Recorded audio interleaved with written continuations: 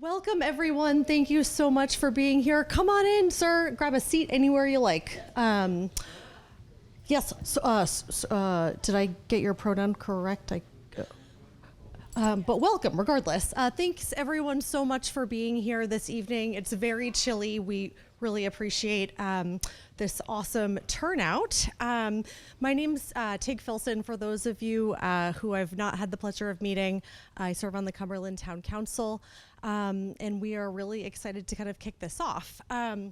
The objective for tonight is really to kind of information share.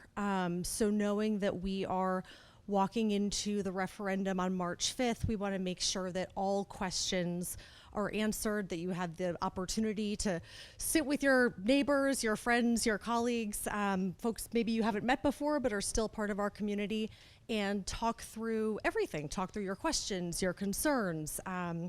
And so for tonight, what we'll kind of be doing from a format perspective is we'll have a very brief presentation. Norad here, who is from Westbrook Development Corporation, and Bill Shane, who has promised to do 5 minutes or under. We can maybe set up a timer for Bill to see if we can keep him on time, because we know he loves to talk. And after that, we will be actually kind of taking advantage of these roundtables and being out of council chambers and out of that kind of old school setting where you're all sitting in rows, but rather giving you guys all the opportunity to talk amongst each other at your roundtables. I'll go a little bit more kind of into the format of those roundtables once we hit kind of that portion of the evening. And we'll also have an opportunity to kind of recess. There are really great snacks in the corner over there, everything from cupcakes to cheese to coffee. The orange is decaf, and if you haven't been in here before, the restrooms are in the back right. We are obviously recording tonight's session. If you didn't notice by all the cameras, I feel like I'm expecting the Red Sox to come in at any point. But we will have the recording available on demand on the town website. Because we're in a little bit of a different space, there might be a little bit of lag time to get it up there, but we expect it should be up in the next 24 hours. Oh, we will get it up as quickly as we can. And then just the other thing to note, all questions, you'll notice on your tables you have not only name tags, but also papers and pens. So we would love to be able to collect all the questions at the end of the night as well, to make sure that they're all answered. We have a great turnout tonight. We're going to try to get through as much as we can and get you all out of here before midnight is the goal. Yeah, any questions, kind of let us know. But if I haven't missed anything, Bill, keep me honest. I will be glad to welcome Tyler up to the, and you've got your own mics, so you're hot to trot. All right, thanks everyone. All right, can folks hear me okay? It's the first time using one of these mics, so hopefully it goes okay. So thanks, Tig, for the introduction, and thank you all for coming out on a very cold night and volunteering your time. I know you probably have a lot of better things to do than come out and sit on a weeknight. But oh, is the mic working better now? Let me see if I move it. How's this? Better? Okay. All right, so my name's Tyler Norad. I'm the Development Director for Westbrook Development Corporation. We're going to quickly go through some slides so you guys all are on the same page about what is being proposed, location, why do we need it, who is it for, and we're also going to show some pictures of other projects that were recently completed that are from similar funding types. So you have a real sense, not just some pictures that are sketched out, but a real sense of what this would look like at the end. So just moving through. So I think everyone's aware of the general housing markets we're facing in Maine, particularly southern Maine, but really it's all across the country. I think people are experiencing their own lives, their own families. The local housing market, particularly during the pandemic, shot up at alarming rates, and most folks are having trouble finding a place to live, whether it's to rent, to buy. And just to put some numbers around, because I think people are pretty understanding of that the market is in a challenging spot right now. A recent study by Maine Housing said that there's about a shortage of 25,000 affordable units in Maine.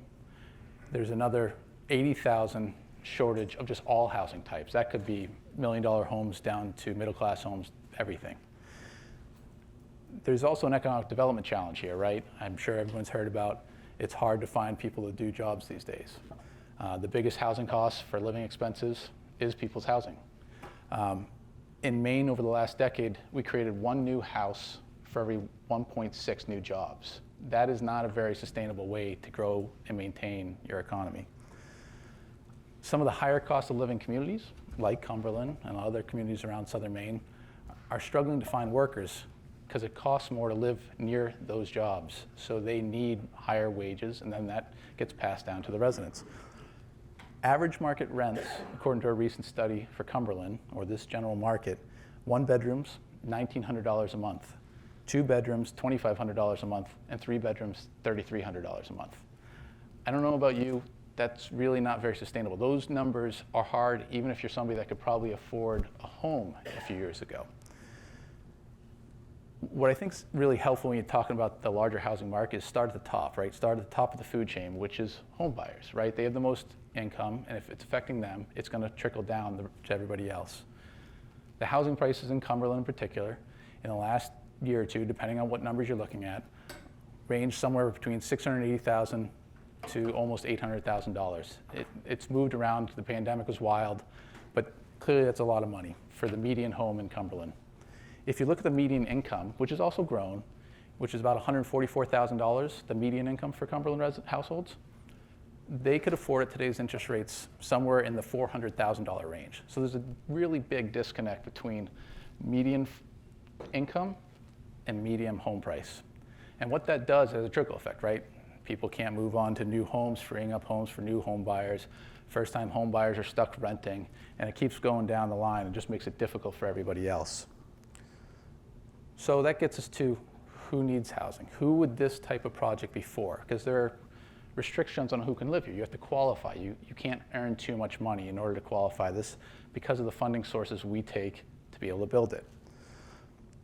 So if we're just looking at Cumberland residents today, looking at the most recent census data, which is from 2022, about 22% of Cumberland residents that live here today possibly qualify. It's hard to tell because they don't break it out in the data I found from household size, and you'll see in a second how the incomes are based on household size. But what we can tell from this is a significant chunk of Cumberland residents that would qualify for this type of housing. The other piece that we see in the local housing markets, there just isn't much in terms of rental housing.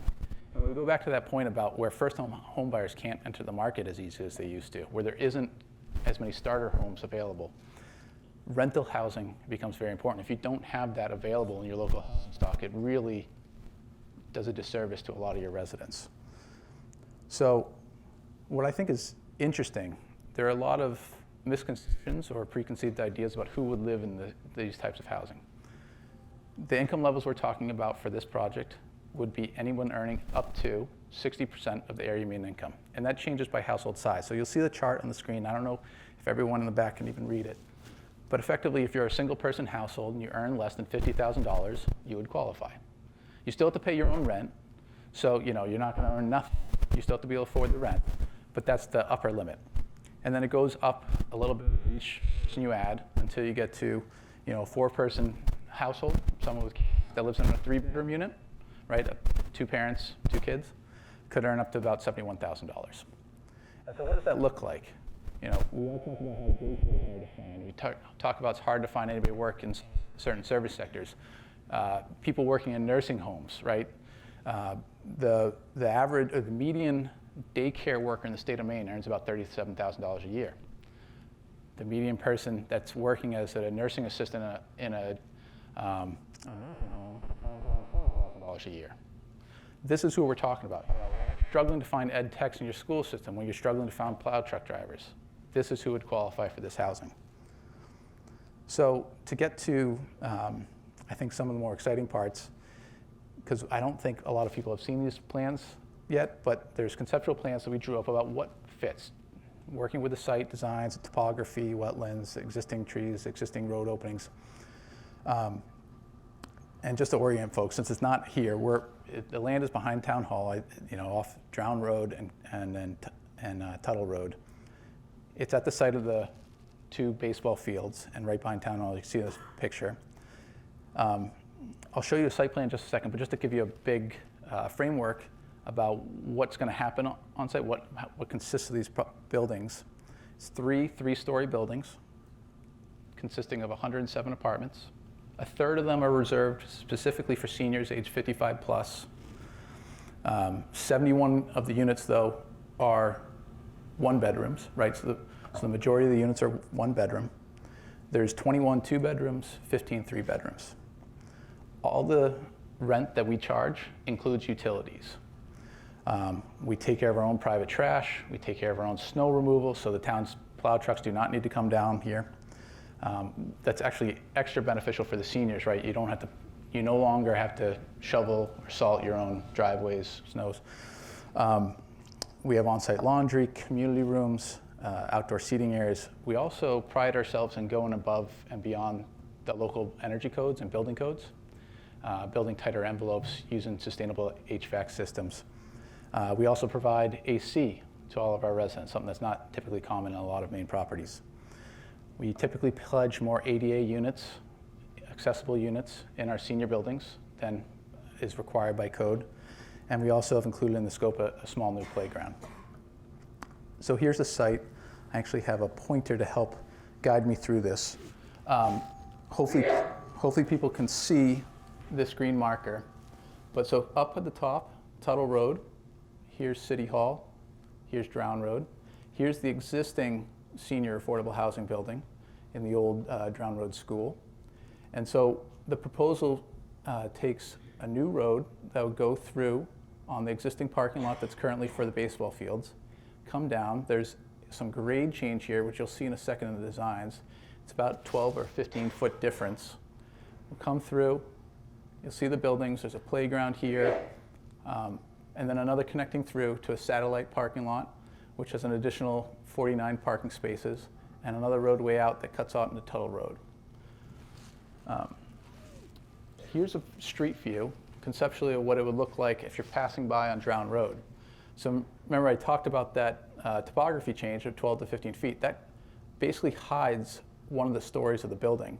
And when you look at it from this scale, when you step back on the street, it looks similar size to this single-story building that's here. It's really a story and a half, and the roof line of ours. And what's interesting, if I just go back one slide, this building back here, you may not even notice if you haven't been by the site, is actually a 3-story building. So there's an existing 3-story building in the site back here that we've tried to match the heights of these two. So going into the site, this is if you're standing about halfway down. The red building, that's the senior building, 36 units. These white buildings are the 2 non-age restricted, so there's not a reason a senior couldn't live there in the 1-bedrooms, but this one is 36 units, and this white building over here will be 35 units. And what we did, we tried to take some of the design vernacular of typical New England architecture, so you'll see the gabled roofs and the dimensions and the widths of these buildings are similar or closer to a New England farmhouse, so right, the white farmhouse, the red barn, and then these porch roofs, which are like an old farmhouse porch. And we located the community rooms on this corner and this corner. And the idea being that having the porches on those sides and the community rooms there will allow for residents to interact and come out. So we have seniors here, hopefully interacting and getting to know their neighbors and communities here. Because one of the biggest issues we've found outside of fixed incomes and cost of living for seniors is loneliness, right? It's one of the biggest health predictors that we have for health outcomes for seniors is whether or not they have social interactions. So we're intentionally designing the building to foster that intergenerational connections and build relationships. So just quickly running through it, and it won't take long. Here's a building in Falmouth that was done for seniors. It was completed in 2018. It's done by our architects, Catherine Thompson Architects. It's a similar building, it's just a single story different, but you see that same kind of addition off the back with the same gabled roof. There's a picture of what a typical bedroom could look like. Here's a building Captain Thompson did. It's Passive House. It's down in Connecticut. Won some national awards, I believe. Shows the community room with a nice wood ceiling, some nice furniture, some artisanal sort of fancy staircase elements. And then here is some interiors of a project I did with Captain Thompson in South Portland. There's 2 buildings. One was completed in 2021. The final one, the second phase, was completed in 2023. This is the first building's entry, so where you come and you can sit, wait for a ride, wait for friends. Here's a community room in the second building with some bar seating to do homework at, or places to gather, watch TV, watch the Super Bowl, that kind of thing. And here's a typical bedroom or apartment on the interior. You know, those aren't real wood floors. We can't afford real wood floors, but they're LVT. But you can see they're nice layouts. They're quality buildings. Something people can be proud of to live in. And so that's the end of my presentation. I know Bill's going to come up and talk about his slides too. Thanks, Tyler. Oh, can I steal that from you too? Thanks. All right, Whitney. Whitney is going to assist me, so when you are ready.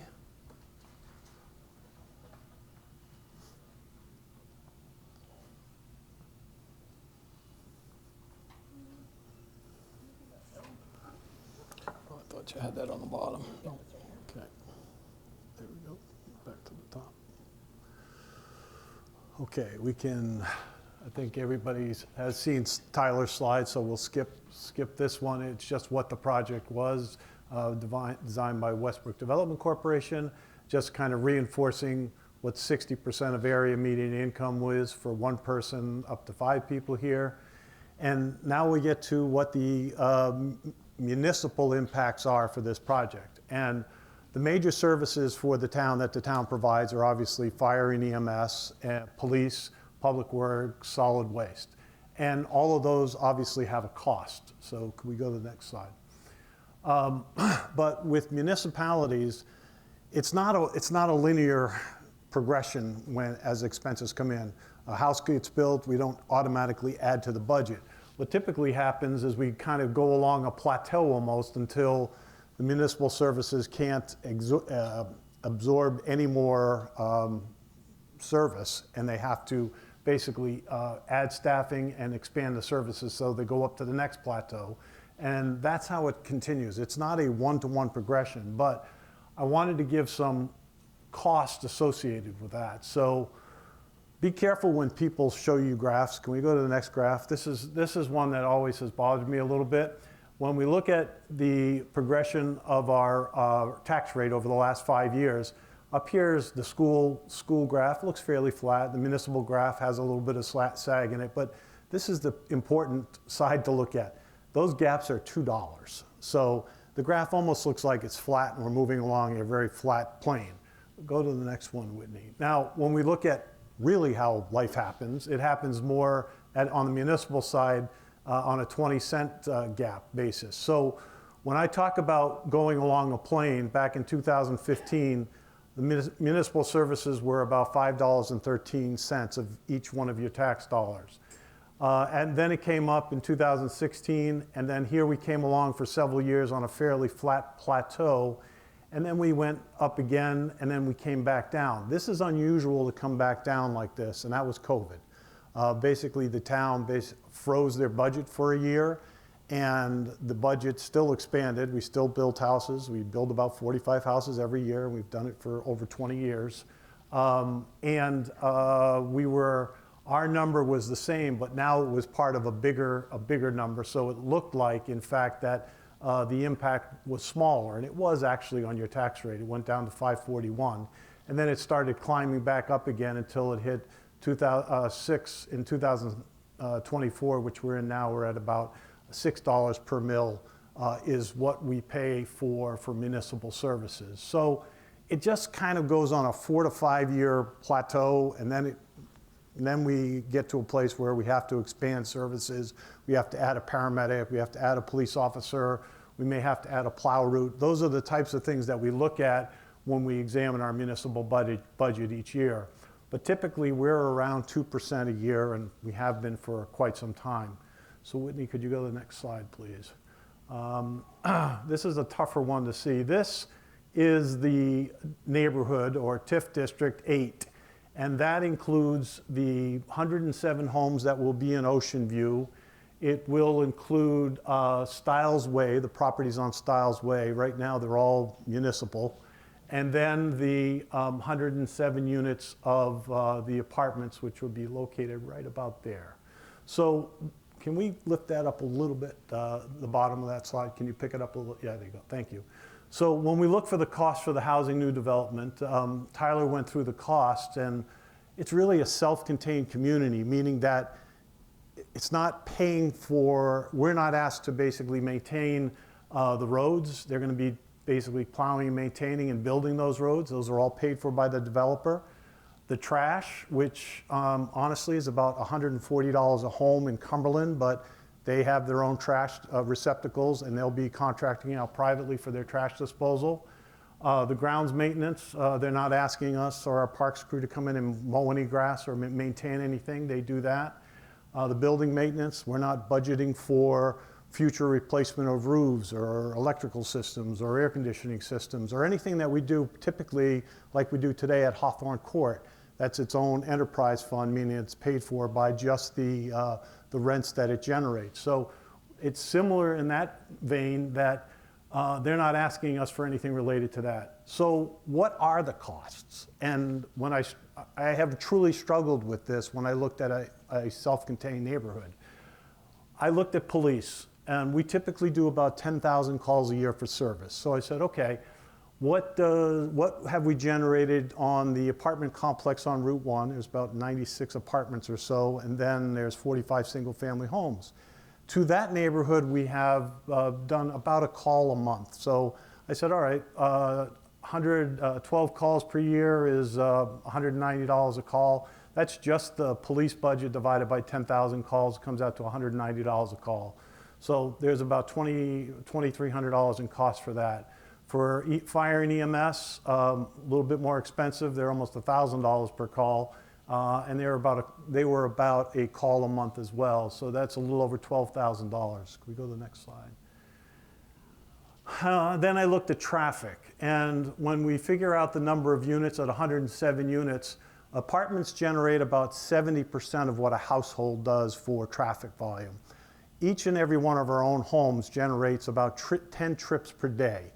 And those trips basically will fill up many of the streets in town. So I looked at, well, what would they add to Drowne Road and what would they add to Tuttle Road, for instance? So they would add about 749 trips per day. They don't all come at once, of course. It's over the course of the day. And that would be, potentially 20% increase in the trips if all those people used Tuttle or Main Street. When I say Main Street, we wanted to analyze it through the neighborhood. Tuttle Road would be one receiving street, and eventually Main Street would be the other. That's where I have the latest traffic counts from DOT. Tuttle Road currently services about just under 3,800 trips a day, and then Main Street is over 6,600 trips a day. And those of you who travel Main Street in the morning probably can count the cars with me because it is a busy road. But it does have peaks and flows where in the morning it's very busy, and when school gets out it gets busy, and then tails off again until basically 5 o'clock. So there is some impact to our roads, and I'm not trying to discount that, so I'm just saying we're going to have to look at that. Drowne Road would be, even though Drowne Road itself is fairly wide until you get into the Village Green neighborhood, then it really chokes down into a much smaller road. That would probably have the most impact. So what I put into this budget here is about, potentially $15,000 for traffic calming. And traffic calming can be anything from signs to speed tables to a whole bunch of other things. And I think we're having more and more success with some of these measures.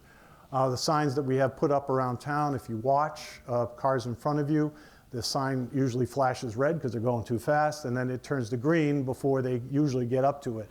We have probably 80 to 85% compliance, and we're always going to have about 15% of people who just don't want to comply with anything, and that's okay. That's, we'll catch them eventually. But for me, traffic calming was something I definitely want to basically look at. And then trying to look at this neighborhood will generate about $40,000 a year that it'll pay to the town that'll have to go into the TIF fund, and we'll get into that a little bit. So I basically said about 20% of our budget typically is for roads, road maintenance. So we basically said about $8,000 per year would be normally allocated for that. So when we add all these costs together, no cost for solid waste, no cost for buildings and grounds, and then police, fire, EMS, roads, and traffic calming, it would be about $24,000 a year. The traffic calming, I think we do have to look at more than a lifetime. It's not a one and done thing. It's a kind of an annual thing. So I looked at it over a course of 10 years and divided it by 10, and that's where we came up with $1,500 for traffic calming, even though I believe it'll be probably a little bit more than that, but that's what we should probably set aside as part of that $40,000. We go to the next slide. Again, we talked a little earlier about the increase about 2% a year in what our current taxes are toward municipal services. And then I just wanted to reinforce what all these add up to on the municipal side. So what about education? And education I look at, there's numbers all thrown around right now what it costs to educate a child. What it costs us today, this is the bill I get from the SAD for the year, $23,103,879,000. So a little over $23 million. We have 1,423 and a half children in the school district. I don't know if that's somebody that's on the way. I don't know if it's somebody that came in January, somebody coming back another year. I don't know what that half was, but it is a half. And this is what's on the state website. So if you go to the Board of Education under the main.gov, you go to the form ED 279. It's a really simple form to find. And that form will tell you how many kids are from Cumberland and how many kids are from North Yarmouth. And that's what we have on the form for the kids in Cumberland. So math is simple. I know I'm a Deering High guy, but this was simple in Deering too. But 23 million divided by 1423 comes out to about a little over $16,000 per student for the school year. So that's how I do that math. You'll see it in a lot of different forms in other ways, but this is what the taxpayers of Cumberland pay to educate one child. So could we go to the next form? So can we get that? So this is the apartments. I think you can remember that. And this is basically our ocean view that's across from Town Hall. And there'll be 104 or so single family homes plus a community center as part of that. Can you go up a little higher? Thanks. So we already talked about the $40,000 a year that would be paid to the town from this housing development. And that has to go into a TIF fund. TIF is short for tax increment financing. And the town has basically designated 8 districts in our community for economic development. The seven before number 8 were all for economic development. TIF district number 8 was set up as another TIF district, but it allowed for senior housing, and it allowed also for affordable housing. And when you go into affordable housing, that me or no? When you go into affordable housing, it allows you one additional component. It allows you to work on infrastructure for affordable housing, but it also allows you to deal with recreational spaces for affordable housing. Many of you know by now that we have been working with the Little League for about 5 years on trying to deal with the field shortage they have, and we just don't know what to do with it. And one of the ideas that we came up with was, why don't we relocate them into another space and build on a complex? Since we have 38 units of senior housing in the old Drowne Road School now, we could add the additional housing units, the additional rental units as part of that campus, and maybe solve 2 problems at the same time. The reason the Little League was having the issues primarily was the loss of fields on the school campus and in other areas. That the bigger thing is that when Little League was playing at Drowne Road, when it was a school, it made sense. It was all open space, the fields were there, kids could play during recess, after school, it made a lot of sense. When the school was converted into the senior apartments, which are coincidentally at the same rental level that these will be, then it didn't make as much sense to keep them there. We struggled with parking, with people parking in the wrong places, and also we struggled with just losing some fields as the school campus filled up with portables. So we looked at this and said, let's consider that, and if this goes forward, then we can build on Stiles Way a larger Little League complex that would help facilitate the shortage they have today, and also think about things for the future, for kids for the future to play in a safer play area, parking lot adjacent to the fields, not running through parking lots and stuff like that. So I think it worked out pretty well, but anyway, the TIF district itself allowed for us to use TIF funds, not general funds. The general funds is where all our tax dollars go into for our homes. When you're in a TIF district, they have to be segregated and separated. And Ocean View is a little bit unique. It's our only TIF district now that basically half of the money goes into the general fund. That's this bucket, and that generates about $550,000 a year up until 2048. And that number is broken down and apportioned by the way we pay our taxes today. A big portion, $15.35 of the $22.15 that we paid currently on our mill rate, goes to schools. Then $6 goes to the town, and about 79 cents goes to the county. And when you break out that bill today, that's about $384,000 toward education, $150 toward the town, and $20 to the county. And this is a 55 and older senior housing development that has no children in it. So essentially that $384,000 a year are paying for about 23 children to be educated in our community. The TIF fund also gets $550,000, and what we have included in that agreement with the Department of Economic and Community Development is for paramedics, public safety equipment, public safety towers, recreation spaces, and other infrastructure. And those monies will all be used to offset those costs that we have as a community today, but it'll be paid out of the TIF fund and not out of the general fund. Can you go to the next slide? Thanks. So when I look at that and I talk about TIF funds, we've had TIF funds for almost 20 years. And those funds to date have paid for these following projects. $4.2 million for the reconstruction of Range Road and a water line down Range Road. If you were here 20 years ago, we had to put orange and black signs up at the end of Range Road that said, "Pass at your own risk," in the wintertime.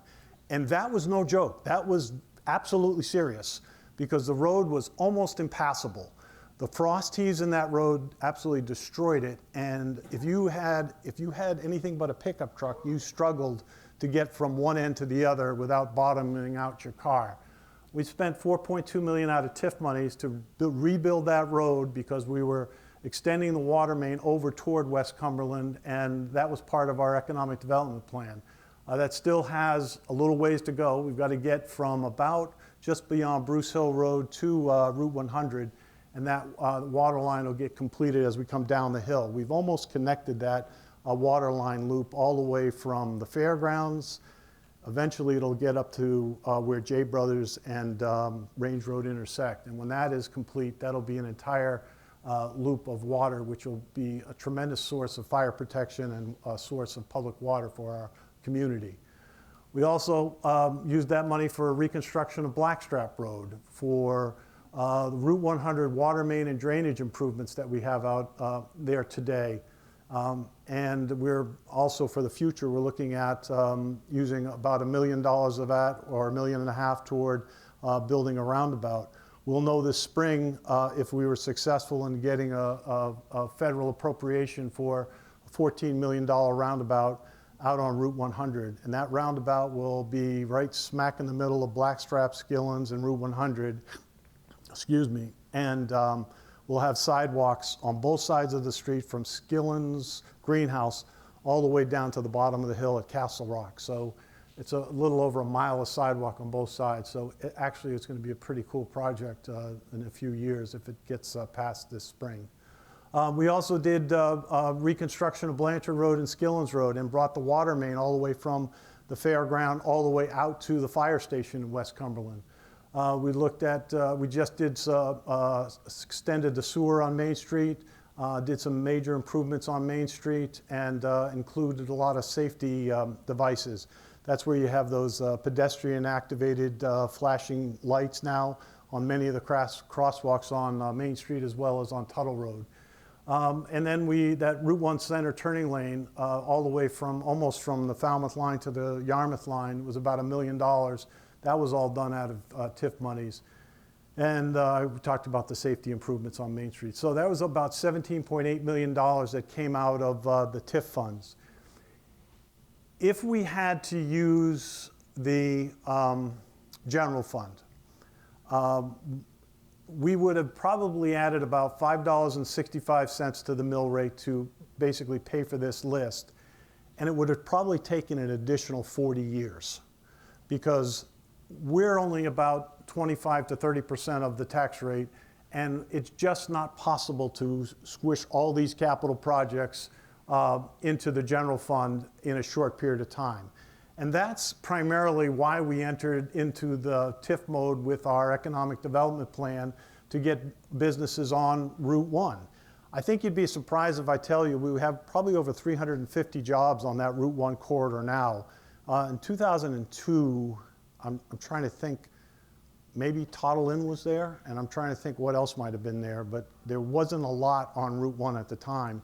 And now we have businesses from one end to the other, and we're still trying to get additional businesses out there. So the TIF funds, I'll never apologize for, because we would have never been able to do all the planning and all the capital work that we've done. It also paid for a portion of the fire station upgrade that we did at the central fire station. That was over half funded with TIF funds. So Heather's here. She and I worked very closely. I have to smile with a lot of these projects because you and I were involved with most of them. So it was a very, very busy time in Cumberland. So last slide is timeline.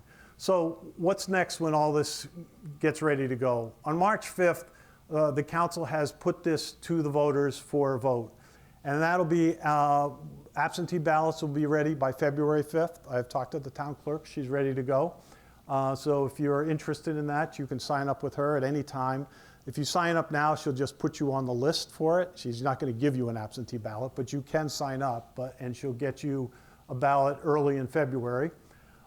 If the vote is a positive vote, the next step we have to do as staff is look at a zone change for where the Little League fields are located and this project will go.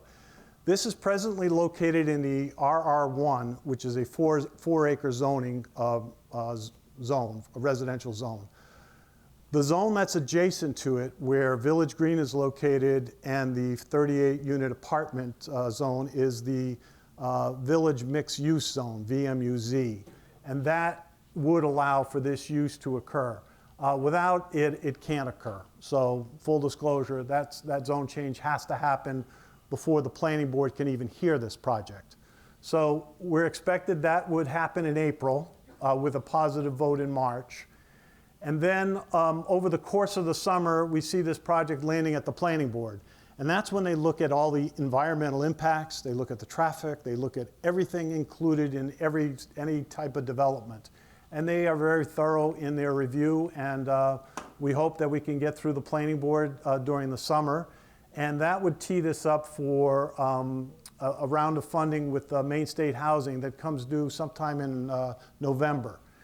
If Tyler and his team is successful with funding, then we hope that the drawings can be done, all the other permitting is done, and hopeful for sometime in the summer of '25 to start construction and occupancy probably somewhere between 13 and 16 months. And this is a pretty aggressive schedule. Everything kind of has to fall into place. So we're hopeful that, within 2.5 years that we would be able to begin occupancy at the project. So that's the finances and the timeline wrapped up pretty quickly. And Tig, I'll turn it back to you. And now Pretty quickly, you went over your 5 minutes, Bill.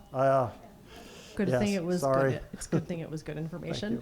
I'm joking, but you were over 5 minutes. All right, so we will stop talking at you now, and thank you all for sitting kind of in the round tables. We're going to transition now into dialogue. So what I'd like to do is spend about 20 minutes for folks kind of sitting at the individual round tables.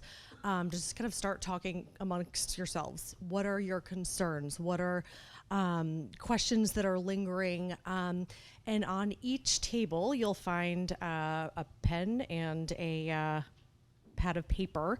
If each table would be so kind enough to have someone to document your questions and write all of them down, what we'll be doing is collecting them all at the end of the night. But for those kind of 20 minutes as you're discussing, if you could each kind of do your top 3, maybe top 4 questions. We're not going to say no to any questions, but there are lots of tables here, so we want every table to have the opportunity to put forth all of their questions. Whitney here is going to be typing the questions onto the screen so that everyone can see the questions that are coming in from every single table. From there, after every table's had the opportunity to put forth those questions, we'll do maybe like a quick 5-minute recess for snacks, bio breaks, and then we will start going through all of those questions one by one. One really, really important thing I just want to stress is that write down all the questions that you have. We may not be able to get through all of them tonight, but we will take those questions at the end of the evening and then bring them back to Town Hall, and they will be answered and then available both online. We'll have them posted on the town website. And also for folks that might not be super, if you prefer a printed copy, you can come to Town Hall and we can make sure that we are printing those out for you as well.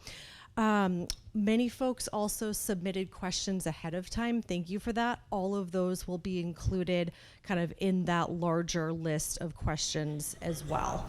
Does that all make sense? No. Oh, okay. We engage your discussion for questions. We don't need a structure. Let's open the floor for questions about this project. So would you prefer not to sit at the tables and kind of have the dialogue? Many of us know each other. Okay. Many people come to this meeting with questions in their minds. Why don't we Sure. let them to present them? Yeah, I mean, if folks are more comfortable with that format, I'm happy to pivot. Is that sort of, could we do a quick, want to do a quick straw poll? So everyone in favor of just going directly into the Q&A?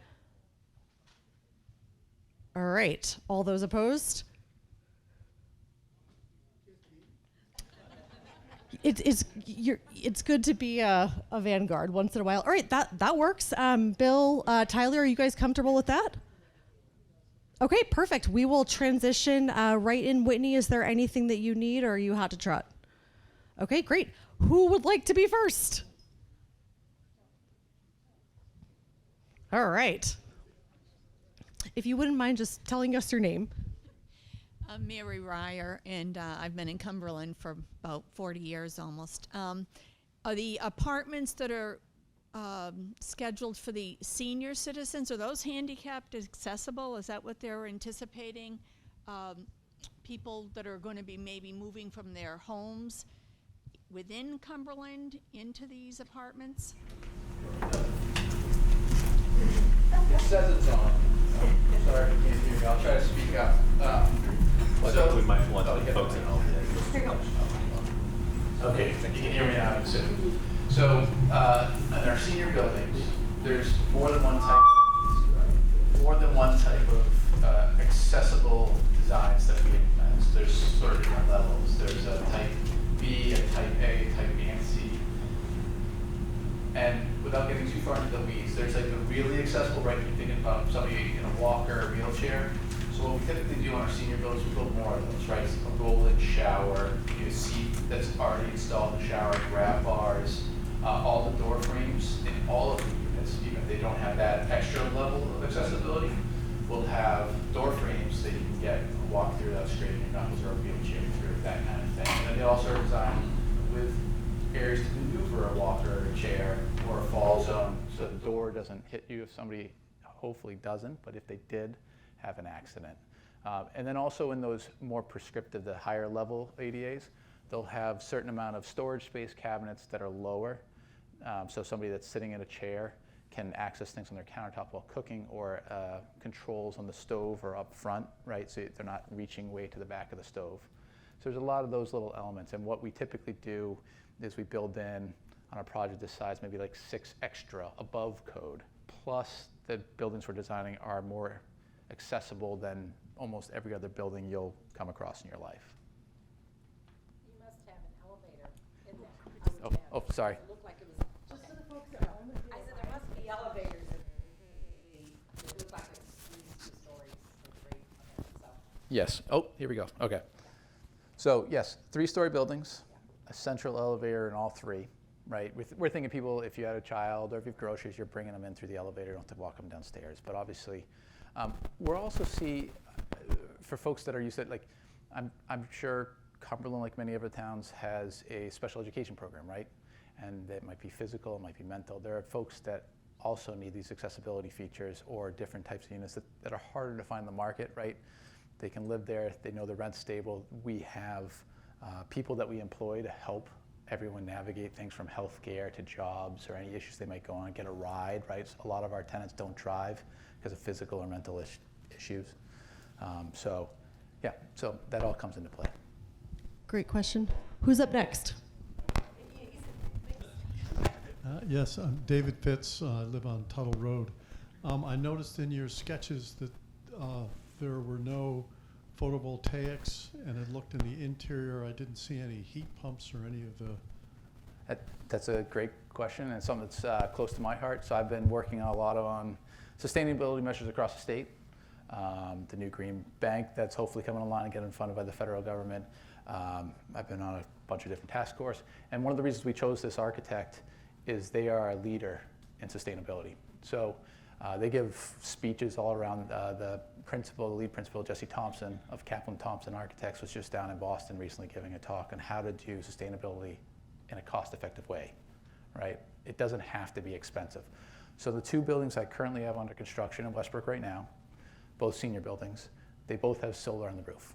They both have, one has a centralized heat pump system called the VRF that's going to be going in addition to the solar. We also have ERVs, energy recovery ventilators. So it's like fresh air. Instead of we take cold air from the winter out, it passes by the air that's leaving and it organically sort of heats it. So you're not having to heat up freezing cold air from the outside in the winter or hot air from the summer. So there's a bunch of different things we employ. We also go above code for our building envelopes. So my hope is with these buildings, one, the envelopes will be higher standards. That our funding sources partially mandate that. We try to even go above that. Again, we pay the utilities for the tenants, so it's in our favor to do it. I design every building we do to have solar on. We just don't have our construction numbers yet, and sometimes that's the thing that gets cut out. But we always design to be solar ready, and we always design to be EV ready. So we lay the conduits underground so that if in the future we need to convert to having more EV parking spaces, electric vehicle parking spaces, it's much easier to convert. We're not ripping up blacktop. The conduit's there. We can run it back to mechanical room and electrical source. Mr. Gallaudet in the back. Oh, I should let you state your own name. Sorry. Thank you. Hi, Danny Gallaudet, Range Road. So I'm a member of Elizabeth Drowne's family. I'm not a direct descendant, but there are 20 or so direct descendants. How do you plan to defend yourself against the inevitable will contest that this is a circumvention of her will? Sure. So I'm not an attorney. I would leave that to our attorneys. My understanding is that that's already been settled in a court of law back in the 1950s, and the neighboring building already got through that. There's a housing building as our abutter on this essentially the same piece of land. I can just say that the family has its attorneys, and it's going to be a point of disagreement. Sure.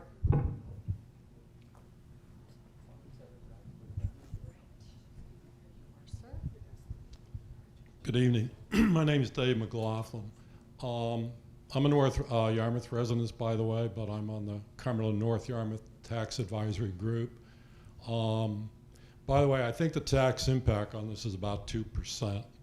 And I think a real concern of the citizens is the school, the accrued tax liability right now is it's 16% on the school. If you add a 2% contingency, it's 18%. So when you add it up, I can tell you a lot of citizens are very concerned because when I look at this project, and here's my major question is, I'm curious about WDC and why Cumberland? And I say that because I still consult. I consult for the city of Portland. I do affordable housing projects. And I'm so used to doing them, and I'm only aware of doing them where I can walk from here to there over to the train station. Head Start's close, employment's close, and I can go vertical. And I'm not understanding why in Cumberland. Affordable housing, I'm a big proponent of it, but I'm grasping with why did WDC chose here when there's so many other areas where the profile is going to have a higher need for that. Sure. No, I can speak to the latter part there about why here. I think there's been, you've probably seen in a newspaper, a lot of efforts to be in different communities besides the ones that have typically, over the last few years, built them, the Cumberland, the Westbrook, the South Portland, so on. We see the need everywhere. We get wait lists. When I used to be at Avesta, we'd have wait lists with people coming from every single town around Portland. We know the need is here, and it just hasn't been satisfied, and there's not building. I know you're shaking your head, but right, but sure. I mean, the census data shows that it's there, and our wait lists show it there across organizations. I don't know if I wouldn't be here because we have to put our money up, right? Like, I wouldn't come and risk hundreds of thousands of dollars to try to build something. That's why I'm asking you, because I've seen your organization. You've done a lot of good projects. Yeah. So I'm not critiquing that. Sure. But there is a tax liability that's going to accrue here on top of a huge tax liability. So I think it's important for the citizens to clearly understand what's the benefit to the local residents that you're entering into a TIF, which you're foregoing your tax liability, which you're foregoing your tax revenue, because there is an actual tax burden because of the TIF on the community. Sure, and I don't know as much about the economics of the town. I would defer to Bill or somebody on the council that understands, you know, your payments. I can only speak to the demand that we're looking to satisfy, right? The need that we see. Sure. I'll come to you right next. Thank you. My name's David Nicholas. I live on Drowne Road here in Cumberland. The first general comment I want to make is this project is astounding in the sense that this is an economic problem that is faced by communities all over this country. This is not unique to our community by any means. That is the price of housing. And this project is asking taxpayers in this town to somehow right that problem. The difficulty is, I don't think my math is too far off, you're not really building affordable housing. There are people that are ed techs, beginning firefighters, that cannot afford the rents that you're going to charge. The other point I want to make is there's talk about you're making a payment to the city in lieu of a normal property tax. And that is lost revenue to the city that will drive up to the town, that will drive up the cost of the project. Now, my primary question I wanted to ask, actually they're all important. We have been led to believe, because you do other projects such as this and use federal money, that you maintain a waiting list of people who are looking for units to live in. I'm asking you, how are the occupants of these units in Cumberland going to be selected? Are they going to be taken from the waiting list? Is it conceivable that most of those people indeed will not be living in Cumberland? Sure. I'll start with your last question because I think some of the others might be better for city staff. But let's start with the last one about the wait list and who's served by the project. So there are federal fair housing laws that we can't say that you have to be a current Cumberland resident to apply here, to be here, right?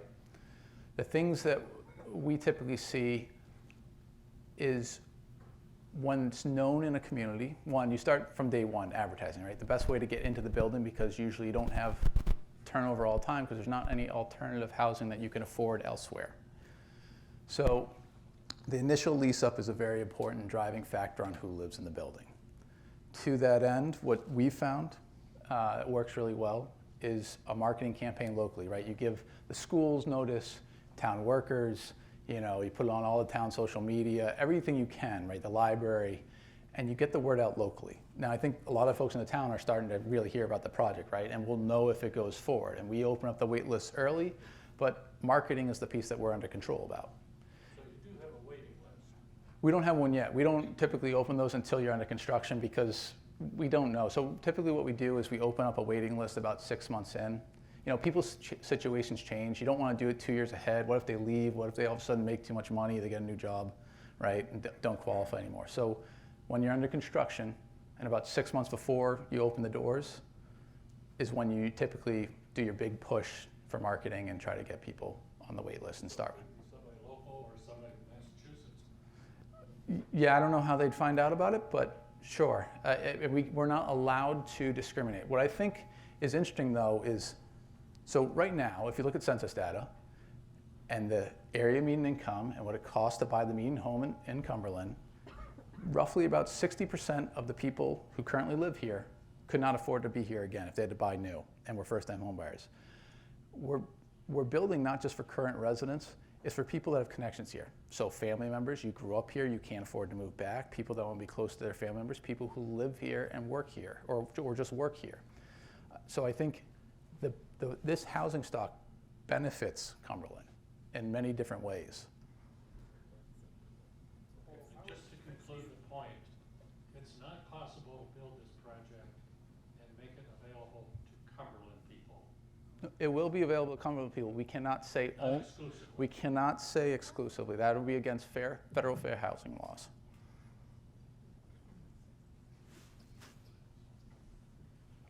Is this to be accomplished with a 99-year lease? The land lease will be a 99-year lease. That's correct.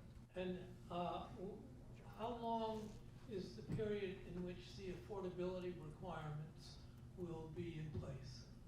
45 years. Yeah, so typically what we do with the funding requirements, 45 years the minimum, and then in reality it just keeps going. We're a nonprofit, that's our mission, but what happens is because the rents are so low, before 45 years up, we need to make major capital improvements, new roof, new boilers, new windows, whatever, right? And at that point, usually around 20 or 30 years in, you go back to main housing, ask for a smaller amount of money, right, to do capital improvements, and you re-sign up for another 45 years. That's typically how it works. Thank you. Did you have a question? Well, a question / statement. Thanks so much. You bring in 107 families or whatever it is for the unit, correct? And it's going to take you 2 years to build it. And then one of you guys said something about there's another 48 units. I think it was the town manager said there's another 48 units a year that go up. So in the next 2 years, we're expecting another 200-ish houses / people to come to Cumberland. And our school's already at the breaking point. Our roads are already at the breaking point. And then you just said something to the effect of, well, people are getting run out of town because they can't afford to be here and their families can't stay here, their kids can't come back. I submit to you, they don't want to come back because you're making this place exactly what people don't want it to be. And money aside, taxes aside, is this the place you want to live in? Do you want to live in Westbrook or do you want to live in Cumberland? I mean, Can you elaborate what you mean by that? well, Cumberland's kind of a, like, Cumberland as an exclusive community for rich people only? Like, what exactly? well, Cumberland's not an exclusive community for rich people only. Typically, it's been a farming community. No, typically it's been, I grew up like 3 miles down the street in Thought, right over the line on Pitfall. I've been here for, well, off and on without my time in the military. But I came back here because of what it was. You know, a farming community, but it's with what they built on Route 1 and what they're gonna build here. Oh, and that's not the end. If this goes through, it'll be just the beginning, because they'll put up 3 or 4 more of these at 100 units a spot. And then you'll live in Westbrook or Lewiston or. It's not like this is a big farm. I think we want to make sure that we're kind of sticking to the questions because there are folks. The whole dynamic of the town. If you want to call it rich upper class, that's not really what Cumberland has been. They've been pretty much the working class. So I'm not to get into a spat with somebody, but you're changing the whole dynamic of the town by putting in 107 units and then another 107 units, and 3 years down the road you'll put in another couple of hundred, and it won't be Cumberland anymore. Well, this is the project that's controlled by the town council. They've selected Westbrook Development Corps to go forward, and on March 5th, the community will vote on it. So if they agree with you, they agree with you. If they agree with the council, they'll go forward in that direction. So I think that's what the council decided, and to bring forward this project, they felt it was something that represented about 5 years of work from Affordable Housing Task Force all the way to these type of meetings today. So.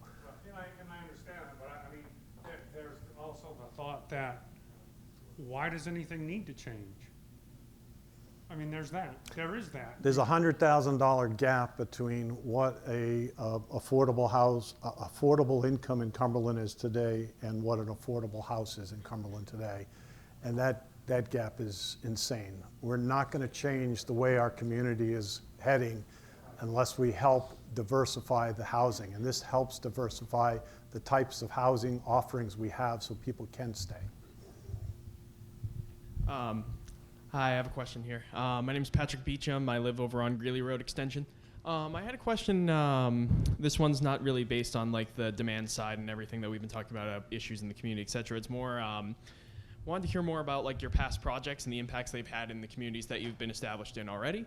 Like, so we've talked a lot about the problems that we're trying to address. Like what, as far as forward thinking and the forward mindedness of these kinds of projects, can you speak to like what kinds of positives you've seen come out of these developments, whether and whether they're serving people from here or away? Like what have you, what kinds of things have you seen as far as impacts? Sure. So I think, there's difference on the quantifiable versus just the story you hear, right? The different things we've seen happen. And typically, we try to be thoughtful in our design. We were talking about sustainability before and trying to have lower carbon footprints. I think we are, when we do these type of buildings, it's more sustainable than sprawl or smaller one-offs taking up more land. But I think what's more moving to me is the stability. Right now, the folks in these income levels, which a few years ago, maybe a decade ago, were living very stable lives at these income prices and now can't. We're seeing a lot of people, once they stabilize their housing and aren't worried about are they at a landlord is not going to take care of a leaky roof, or is their rent going to go up so dramatically in 1 year when they re-sign a lease that you have to move. These people are now stabilized. They can form relationships in the community if they don't already have some, or build upon the ones they already do have. They can go back to school, right? They can start thinking about bettering their economic position by finding better jobs. We have a number of people, it's not everyone, but a number of people that use this opportunity to then save up to hopefully become first-time home buyers. I know it's harder these days with interest rates and the lack of supply, but those are the kind of things that really matter. And I think the other piece, and this is a little bit more specific to seniors, is when you're in that part of your age where your earning years are winding down, and not to be morbid, but you're more likely to be living alone later for a variety of reasons, there aren't many opportunities to be someplace that's safe, right? You've got places that are ADA accessible. We've got places where we're shoveling the driveway and walkway for you, and there's a sense of community. I talked a little bit about the idea of loneliness being a really big problem in the senior community, and building things like this does bring a little bit more opportunity for community and interconnections. So thank you for the question. Yeah. You're making it easy for me. Here you go. Thank you. Hi, it's Joyce Bond from West Cumberland. I have a couple of questions for you. Oh, sure. When you came back with the RFP for 107 units, why 107? Why not something much smaller that would be much more acceptable to a community Sure. and not have as big of an impact to the neighborhood that it's going into? Sure. No, I appreciate the question. It's a fair question. So there are a couple pieces, and I'll be completely frank with them. One of them, the town had studied this before and had some studies that were part of their RFP that showed 110 units there in 2 4-story buildings, 2 55-unit buildings, if I remember correctly, for 110 units. Our design is obviously a little different with 3 3-story buildings, but are roughly around the same scale. The other component that really drives this, to be completely frank, is these projects are hard to do and finance, right? There's this special sort of magic, like you're threading a needle financially to make the numbers work, right? There's not a ton of subsidy out there. It's very competitive to get it. The roadway in is expensive. That's a big driver these days. Roadway costs are huge. Building costs, as we all know, are big, but roadways in particular. And to access this site and to do it right is expensive. And so you need a certain economy of scale to get there. These buildings where you have, where you need tax credits to build them, they have to be a certain size just to start that conversation. And once you build in an expensive infrastructure, connecting water lines and driveways and all that, it starts, and power, it starts at really adding up. And what will happen if you do not get funding? Will the project die, or will you go back to a different format? So typically, it's not uncommon to have to apply more than once. So there's 2 funding structures that these deals typically utilize. There's a 4% low-income housing tax credit and a 9%. 9% applications are once a year, typically in the fall. That's what we're showing up here. Recently, 4% deals. They used to be walk in the door. If you had a project that worked, you could bring it to them. They've recently changed that at Maine Housing, and it's similar to the 9%, where they say you have a deadline, here's when everybody needs their application in. And they haven't clarified of when the next round for that is yet. So these funds are very competitive. There's more deserving projects and there's more need than there are funds available. So it's not uncommon to apply over a 2, maybe even 3-year period. We think we're optimistic we can get it done in 1 or 2 rounds. We're hoping that the screen that Bill shared earlier that had a timeline was the best case scenario if it got funded in 1 round, in the next round, if we can get everything queued up in time. But if it doesn't get funded, would they become market rate Oh, apartments? no. Okay. Yeah. Okay. Sorry if I misunderstood you there. And the one thing I haven't seen is what is the size of each apartment, square footage wise? No, great question. Thank you. Yep. So right now, the 1-bedrooms are 575, 600 square feet. That's typically what we see. There are prescriptive requirements at Maine Housing based on how much square footage you need, both for storage inside the unit and bedroom size, living room, kitchen size. It's all formulaic of how we have to design to meet minimum standards. You saw in those pictures, I think, too, some examples of how we lay it out. Typically, we do like a bar top. I think it makes the units feel bigger. Sort of an open concept, which people seem to like these days anyways. The 2 bedrooms, right, that is 1 bedroom. The 2 bedrooms are gonna be closer to 750 square feet, somewhere in that ballpark. And again, these aren't fully engineered and things can change, right? These are just concepts. And then a 3-bedroom is closer to 900, 1,000 square feet, somewhere in that ballpark.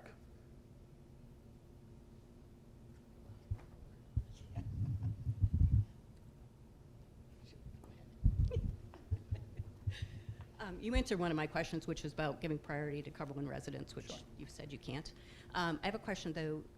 On the screen, we were talking about Cumberland is referred to as a wealthy community, blah, blah, blah, and you clearly showed on the screen there are many, many people in Cumberland that it's not the case, and you said that they might be qualified for this housing. My question is, roughly 90% of residents in Cumberland own homes.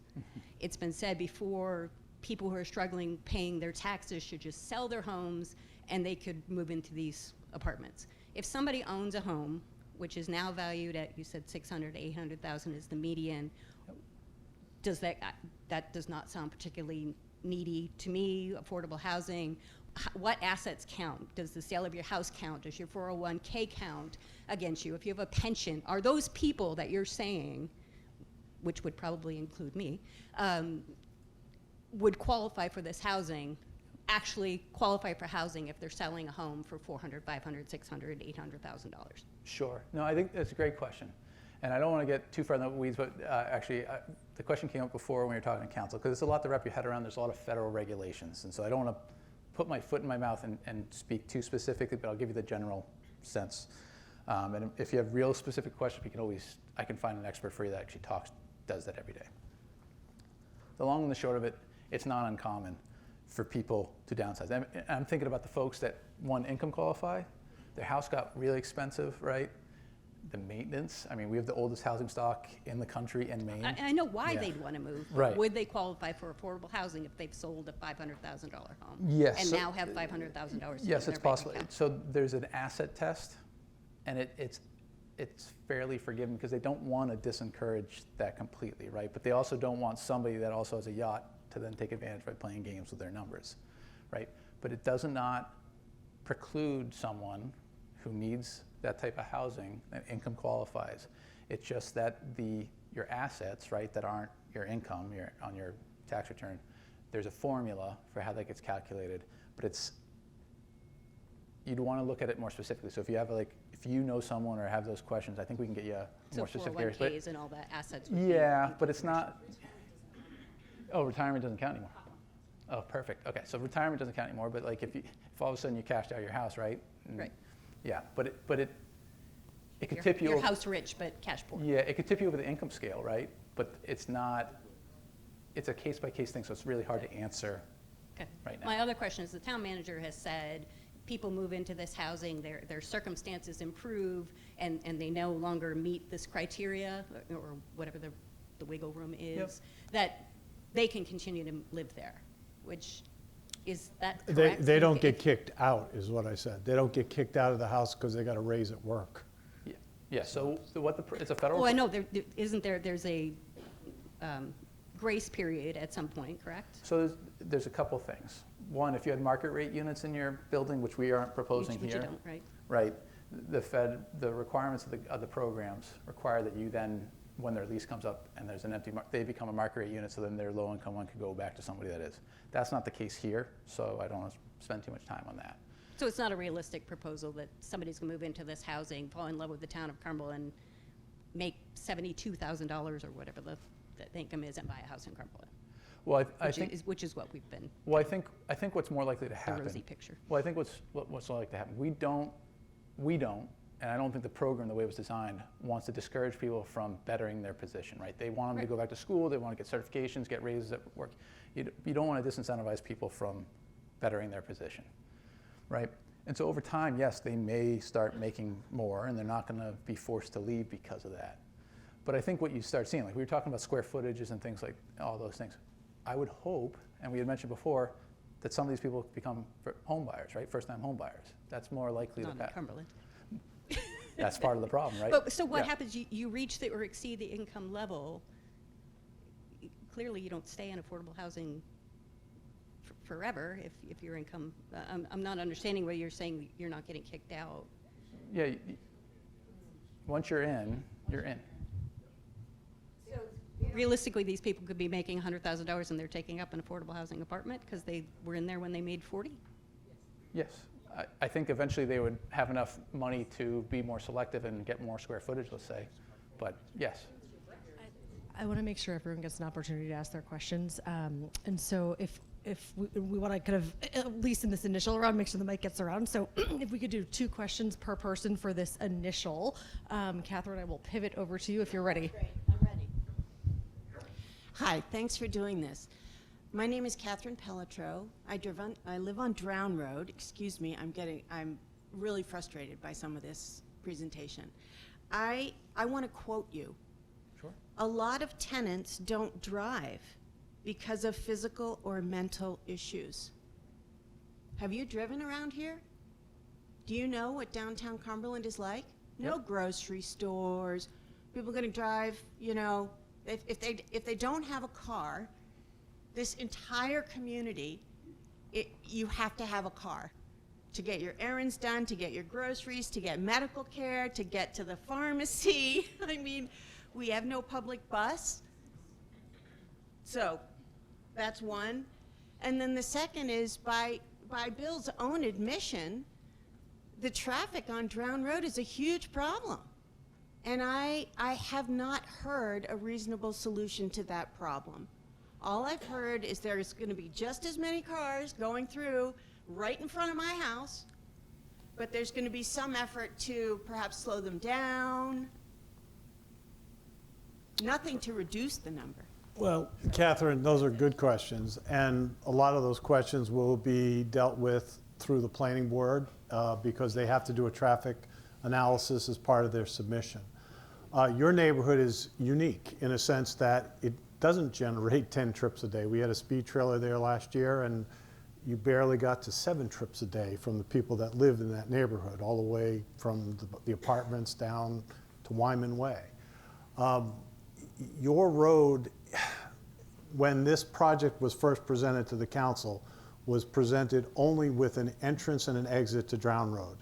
The first time the council saw it, said, that's not going to work for us. We want the connection back out to Tuttle Road so the traffic is balanced.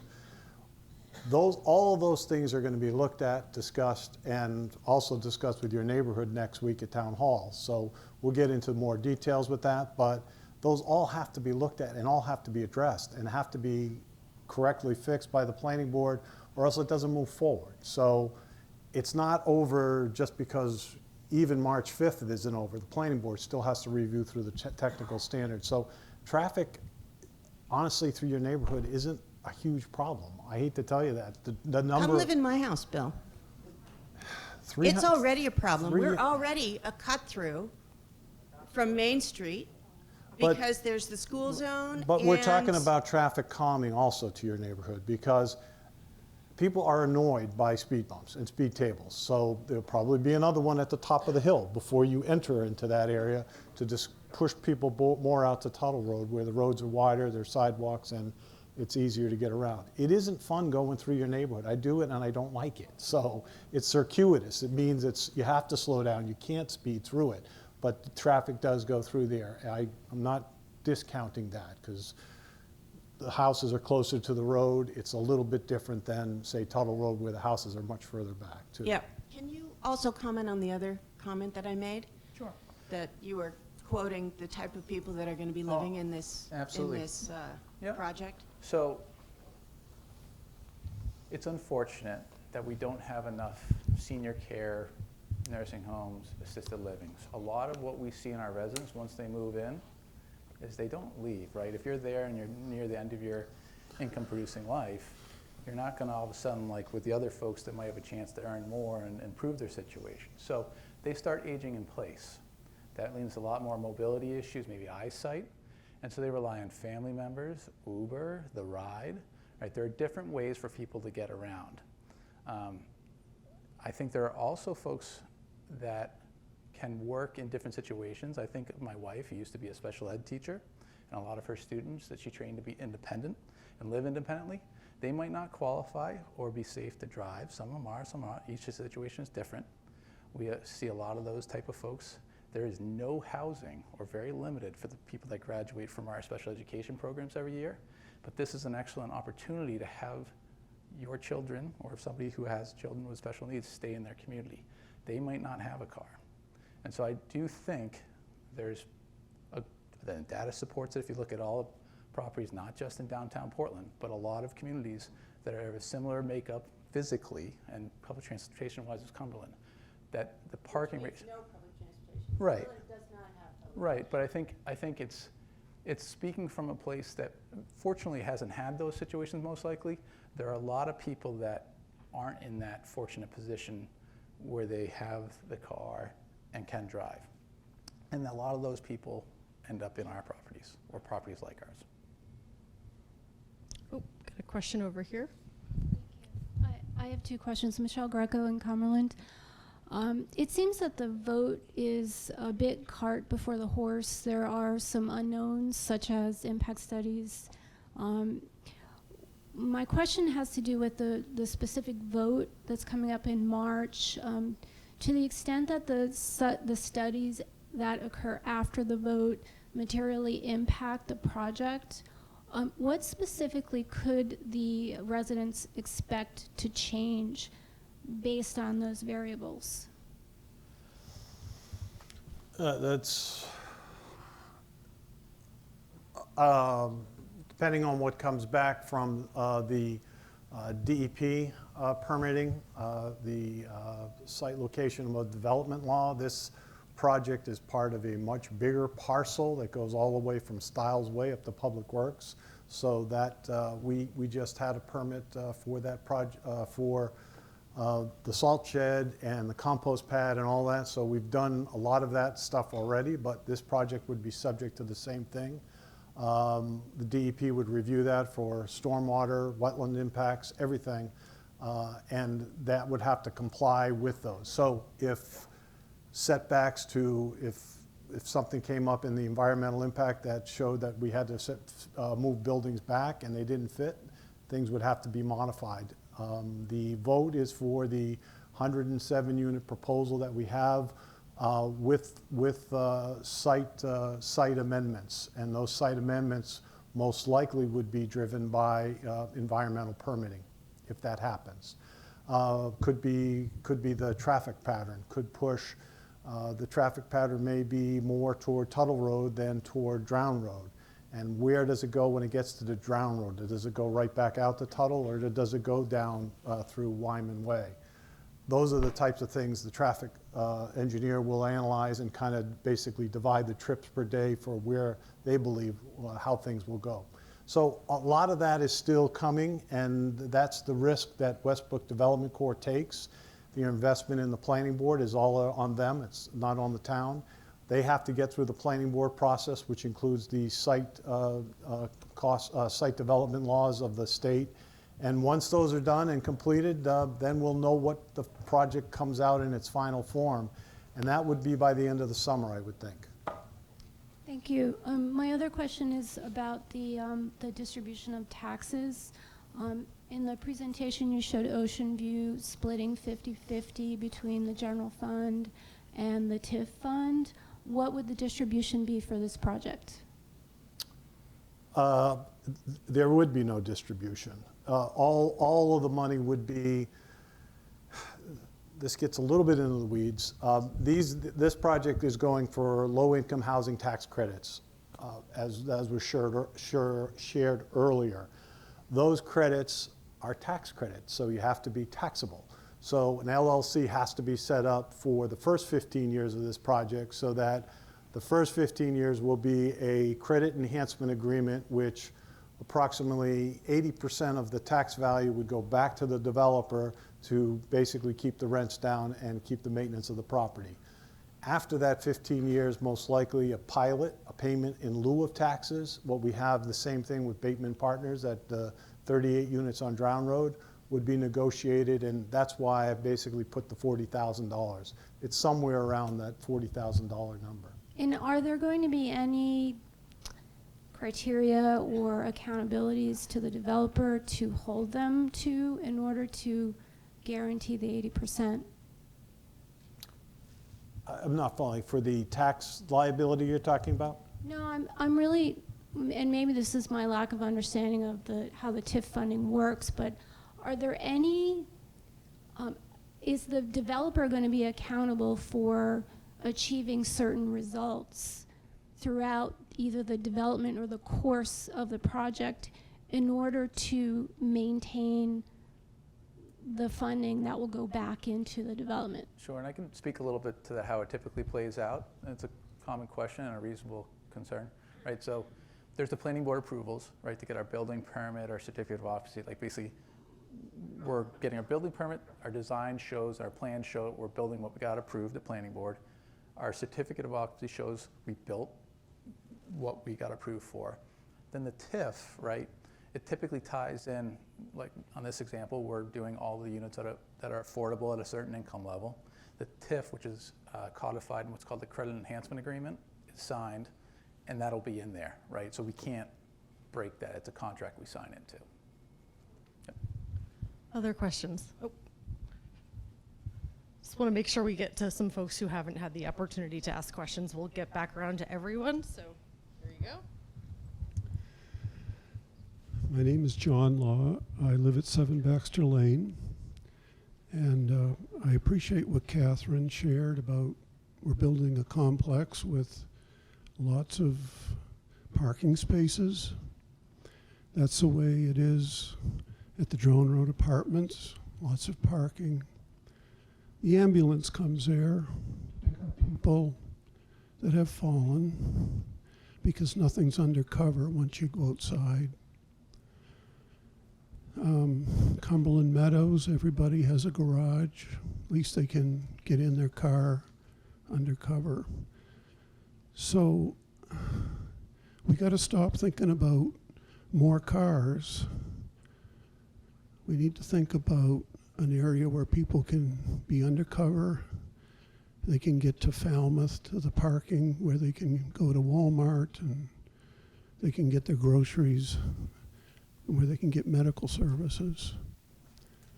So I just ask that that piece be thought about. Not more cars, less parking spaces for those senior people. And I'll make it fun of myself. In 20 years, I already wear glasses, I lost my hair. I'm gonna get hearing aids pretty soon, but in 20 years, I won't be able to see very well, and I will appreciate some help so I can just live in a agent place. That's right. Thank you. So please think about that. John, we are thinking about that, and that's a really good point. Cumberland was one of the few communities that didn't participate in expanding the metro to town probably 10, 12 years ago now. Primarily because the metro only wanted to go up and down Route 1, and we wanted it to come east-west, and we still want it to come east-west. So what the state has done in the last legislature, it also expanded TIF districts to include a transit component. And if the council wants to move forward in the near future, in the next couple of years, to expand that component, we could fund the metro coming back to town, as well as the train that Bob Vale is basically always pointing at me. Don't forget my train.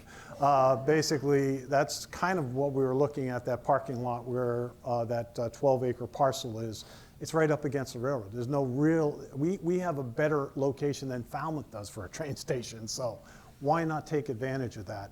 I asked Freeport what it costs them to maintain their platform down at the bottom of the hill near that L.L. Bean Plaza. And they've told me it's about $100,000 a year. I don't know what they get for $100,000. Those are expensive trash cans, I guess. I really don't know, but that's what they told me. So I said, okay, well, that's interesting. That could be maintained very easily, and any of our TIF districts could be added if we used 75% of the money for transit or affordable housing. And I would basically try to politic that we consider a transit district that does the metro as well as the train, and try to bring us back. Shirley, you grew up here when we had trolleys that ran into Portland, that we had bus services on Route 88, and that wasn't, you know, not too long ago. I probably should have pointed at Bob because he probably rode them all. Well, you had to go to Tuttle Road. Oh my gosh, you know. So, but it was here, and it all evaporated with the car. And when the interstate got built, when 295 got built, it was all gone. So, you know, what's old is new again. And I think people are getting to that place where, how many of you have driven into Portland on a Friday night and, like me, drive back to Cumberland because there's no place to park?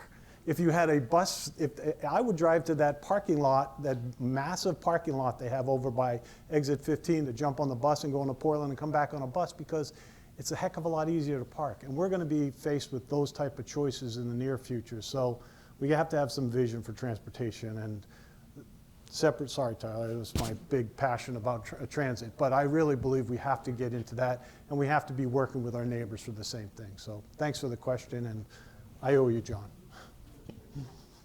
Oh, hang on one second.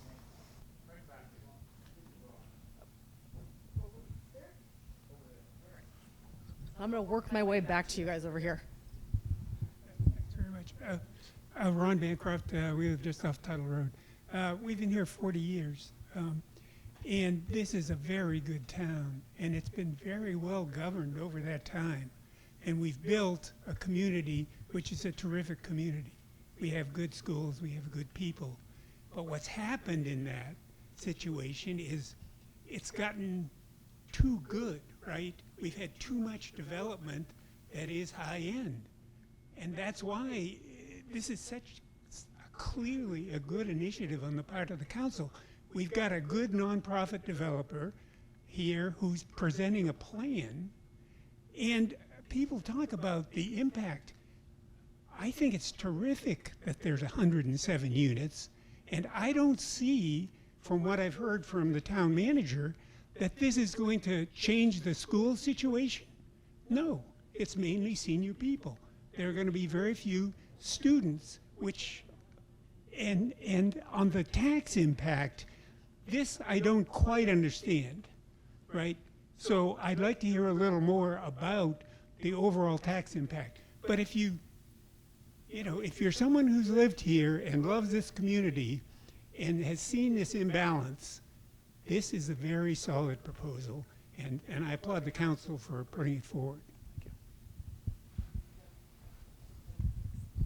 So quickly, Ron, on the tax impact, because it's in a tax increment financing district, the taxes that are generated cannot go back to the general fund. They have to be set aside into a separate fund.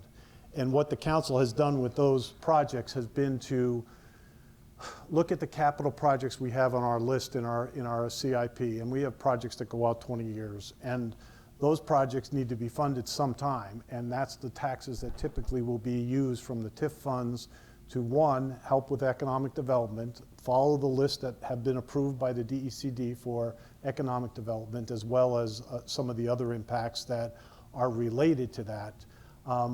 We say they can't be used for the general fund, but they can be used for equipment, a fire truck. It can be used for the expansion of the fire. Some of the money was used for the expansion of the fire station. All would have been normally paid for by the general fund. So we're trying to take that bucket of TIF money and basically pay for some of these capital projects we have on our horizon. So that was one thing.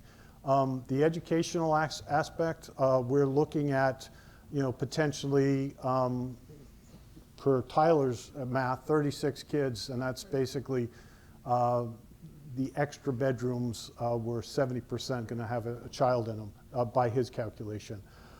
When I look at what we have today in town, we have 96 apartments on Route 1 and 45 single-family homes that generate 12 kids.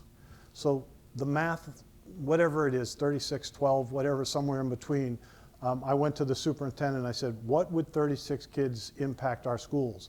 When you think about it over 14 grades, 12 grades 1 through 12, K and pre-K, and I think pre-K is coming in the near future, so that's next on the horizon. Those 14 grades, they're not all going to get all 36 kids. It's going to be spread out over that grade level. The superintendent said there would be zero impact to the school systems. You're not going to add 12 teachers because of these kids. So, let me go back to the tax. So I get the idea, I think, on the tax impact. And you're trying to use some of these funds that would get into the general fund. Right. But the issue is, you said that over the years, our tax rate has roughly gone up 2% per year. Am I correct? for municipal services, overall about 3.2. Overall 3.2. Including the schools. Yes. Including the schools. Right.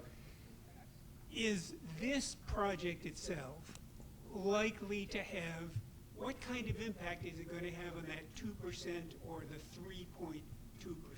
I don't believe it'll change it because honestly, It doesn't sound like that to me. That's why I want you to confirm. That's correct. I don't believe it'll change it. 72 of those units are single bedroom units, And it's the other grouping.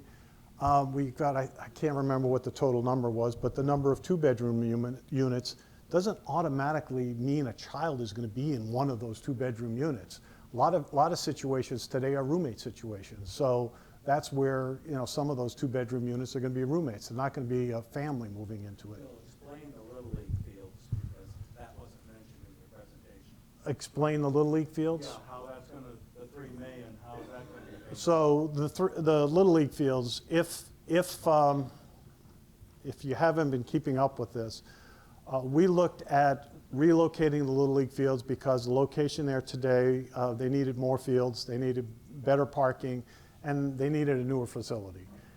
We have been working with Little League for probably about 5 years now, and when we started looking at trying to build affordable housing, we said, well, why not try to make a campus model where, you know, several buildings could be on that site and move the whole Little League complex over to Stiles Way. If we do it with affordable housing, and this is the honest truth, if we do it with affordable housing, we're allowed to use the TIF dollars generated by TIF District 8, which includes all the money from Ocean View. We can relocate those Little League fields on Stiles Way and pay for it with TIF money. If we do nothing with affordable housing, then there's no recreation space needed because you didn't build any affordable housing. So that goes away. We can't build it with TIF monies. We would have to build it, you know, basically with a general fund bond. And that's really the only way I see it unless something else comes around. But that's the short version. I think we're going to take a 5-minute recess just for folks to grab either a snack or water. There are treats over in the corner as well as coffee, water in the cooler over there. Grab anything and we will come back together in 5 minutes. All right, folks, we're going to get going. We've got our next question on the docket. One moment. Yeah, just because we're filming, I just need to give it another 30 seconds. All right, folks, we've got our next question. I would ask if you are having any side conversations, which are lovely. We are filming tonight, so we just want to make sure that our cameras are able to get all of our questions. So if folks wouldn't mind kind of wrapping up their conversations. Karen here has a first question to kick us back off. We are going to aim to kind of wrap up formally by around 8:30 or so. That said, our amazing town manager and other counselors will be around as well. So if there are questions after that 8:30 mark, everyone will get the opportunity to ask them. So, Karen, over to you. Karen Galati, I live on Range Road, and I can attest to the condition of Range Road 20 years ago. Over 20 years ago, I've been a resident for 22 years. My kids went to school here, and when they were young, a lot of the teachers lived in town. And I personally know of a teacher who looked for housing in Cumberland and couldn't find it. Couldn't find it affordable, and so she moved down south and left Mabel Wilson. So I just wanted to mention that that would be a good avenue for the teachers in our schools. Thanks so much, Karen. Sally, over to you. Yeah, Sally Bancroft, and I'd love to know more about what the recreation facility or the common, the bigger building would have, what it would have to offer. Sure. Okay, good. I think everybody can hear me still. So we'll have community rooms in the buildings, right? So like foul weather, or if you want to do a potluck, or sometimes we invite visiting nurses to the senior building to do blood pressure check, diabetes check, those kind of things, eyesight. We also like to do outdoor seating areas, right? It's a great place for people to interact, especially if you have more than one building like this, because you might, if you have communal seating areas outside of a particular building, you're more likely to meet somebody from another building and foster a sense of community and get to know folks. Because there are some, 2 and 3 bedrooms here, we're also planning on a small playground. We haven't designed it out. We have a placeholder on the map, but that's a type of use that we would envision. And then obviously there's the trails there, right? So you can see by the design, we tried very hard to design in a way that doesn't impact the trees and take up any other land so that those amenities stay and get enhanced, if anything. typically where we've done a lot of projects in other communities, I've got 2 right now where we're helping to build or extend trail systems around there. So like something like this, where our residents would use it, hopefully, we would like to most likely donate some money every so often to make sure there's new, crushed stone or whatever, some sort of maintenance going on, taking fallen trees and things like that. Would there be room for, say, a community garden or something like that that would also bring people together? Absolutely. We have a couple properties where we have raised beds, and in our properties, they usually have to be, whether, you can do like the community garden that's sort of off to the side, that's managed by others. When our money touches it, that's passed down through Fed and state money, we have to make them accessible. So they have to be an accessible path for somebody in a wheelchair. And that just gets a little bit more expensive, so that some of the garden, as you might envision, of like a sort of like a deer fence around it, it's more of a raised bed sometime than more of an open plot. Yep. Good questions. Raised beds can still grow tomatoes. Absolutely. So good things. Other questions? Oh, Mr. Sherwin. Here you are, sir. An introduction. Good. I'm very unhappy that so many people left to not hear this comment. I'm going to talk about the ball fields, and I'm not going to really ask a question, but I'm going to leave myself open to correction by Mr. Shane. The ball fields right now, first of all, it's unfortunate that the ball fields and affordable housing are in the same vote. I'm concerned about some people that might want to move the ball fields but not want affordable housing, or vice versa. It's a poor way to do things. The ball fields should have been decided separately before this, what we're doing with them.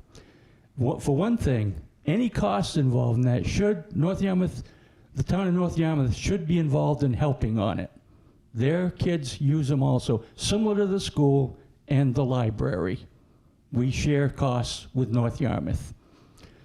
Second of all, the cost has been said tonight that and it's been said before, it's going to cost $3 million to move ball fields. I conservatively estimated $200,000 for the 12 acres they're going to replace it. If we need to put something on it, we'd have to find someplace else to put it. That's $3,200,000. Now, TIF money is good. It does a lot of good things. I'm not against TIF, and I'm not against affordable housing. But the TIF money on this project is only going to be $40,000 a year. You divide $40,000 into $3,200,000, and you've got an 80-year time period to break even. That's simple math, and I'm sure some people can find ways to put cracks in it, but I don't know. That's just the way I see it. So, thank you.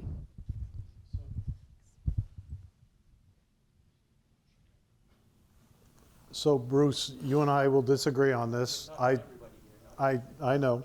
You and I will disagree on this, and that's okay. That's okay. So when TIF districts are developed, they are developed by districts and not by single properties. This district was purposely built together so that we could do things like affordable housing, senior housing, those type of things. And in this project, it gives us both elements. This TIF district will generate over $500,000 a year in tax revenues. $40,000 of this from this. And $40,000 from this project in a payment in lieu of taxes, or what they'll basically give to us in. It's about, and I put that right on the screen, it's about $40,000 a year. It will never pay for the ball fields. You're absolutely right. But it is part of a district that generates a lot of money. That this is one of the eligible uses that could be used for this project, and that is those ball fields. We have needs in the community that are more than just the fields. They're paramedics, they're public safety towers. All that's gonna, but it's gonna be paid out of that same TIF district. So that TIF district includes Ocean View, which is the big cash influx into the TIF funds. This project is not. We're sacrificing these tax revenues to bring diversity in housing. 30% of our residents from COVID on basically moved here from out of state because they basically said this is a great place to live. It is a great place to live. I've lived here 31 years and I love Cumberland. I think it's an awesome place. I would hope other people move here because they think it's an awesome community too. So, but are you saying I'm wrong? Yes, I am, absolutely. I don't think I am. No, you are, The other thing, what but about that's the okay. Yarmouth part of it? Is that wrong? What North Yarmouth Little League does, and Cumberland Little League, they're a joint just like our SAD. Well, the is. town, I'm talking about the town of North Yarmouth. They should be paying part of moving these ball fields. I don't think that's even a question. No, it isn't because I don't know how I can force them. It's not in, it's Well, not. that's what you got to work out before you put it together. You haven't done that. We're not going to use your plan because it doesn't work. And you don't understand TIFs, and I tried to explain Well, I it to you, but understand can't. TIF. No, you don't. Well enough. I No, do. Not really. So, Was there a question over here? Mr. Jensenius, I am on my way to you, sir. Here you go. John Jensenius, 44 Laurel Lane. My concerns tonight are not the affordable housing, but actually the property that the affordable housing is proposed for. If you look at the will of Elizabeth Drowne, she did not donate the land to the town. She did not give the land to the town. She offered the land to the town with two conditions. Those conditions were that the land never be sold and that the income from the property be given to the town. It was very clear that she wanted the property and the income from the property be used for educational purposes. Now, what has happened here, as you mentioned, in the 1950s, a judge said that we don't have to live up to the agreement that was put in place then. But to me, the town agreed to those conditions. And I think the town owes it to Elizabeth and her descendants that we live up to the conditions, even now 100 years later. So I have a problem with where the proposal is to put this development, not with the development itself. My question is, did you consider putting it on other town property, in particular off Stiles Way, where you're now proposing to put the ball fields? this project, no. It wasn't considered to be put on Stiles Way. It was only considered at this site. We had a proposal, I think it was 8 or 9 years ago, from Kevin Bunker to fully develop that into over 100 parcels. That would have required a 100% credit enhancement agreement, meaning that he would have gotten all the tax revenues generated from those 100 homes to pay for the infrastructure and to keep them affordable. So that parcel wasn't considered. Back in the 50s, when that lawsuit was settled on behalf of the town at the Maine Law Court, I believe, you know, a lot has happened since then. 20-acre landfill was on that site now. The town hall is on that site now. The ball fields, obviously, and I don't know. I don't believe the salt shed might be, but the 12-acre parcel on Stiles Way was part of a railroad piece of property and not part of the town forest. So I'll post that lawsuit so people can read the findings of what the judge put on there. Basically, it admonished the heirs from in the future, basically blocking and deterring the town's use of the rest of the parcel as well. And that's written right by the judge in the judge's written argument as part of that lawsuit. But that'll be posted by Monday online so people can read it and make their own opinion. But every time we have done anything on that parcel, the heirs have brought suit, and you know, it happened when the town hall was built. It happened when we did the improvements off Stiles Way as well. So we're prepared to deal with it. Our attorney is updating the last opinion that was done, I believe, shortly after the town hall was built. My issue is not really what the town could do, but it's what the town should do. And in my opinion, they should be honoring that agreement. I know we can't go back and change things that have happened in the past, we can look forward. We can put the property in a conservation easement so that we live up to the agreed terms of the when we accepted the property. But at this point, you know, it would be very hard for me to vote in favor of this just based on the property itself. Not anything to do with affordable housing or what's being proposed here, but just based on the agreement that the town made with the owner of the descendants and the will. No, I understand that, John, and I respect your opinion, and we'll have differing opinions on that. I think adding the diversity in housing is a huge benefit to the community and will help, but I get where you're coming from. We do have over 1,000 acres of land that is an open space, and a lot of that is protected by conservation easements that are much stronger today than they were 140 years ago. Another question over here. Thank you, Tyler, for coming here tonight and answering all our questions. I am sure that if this gets passed, it will be a wonderful addition to our community. My name's Dottie McKenna, by the way. I just wanted to share, I grew up in a small coastal New England town, very similar to Cumberland. And when I was in my early 20s, I tried to move back home. I actually got a job offer in the next town over, and I really wanted to move back home. My family were the original settlers in that town. They had lived there since 1680. And unfortunately, I had to make the decision not to move home because I couldn't afford to.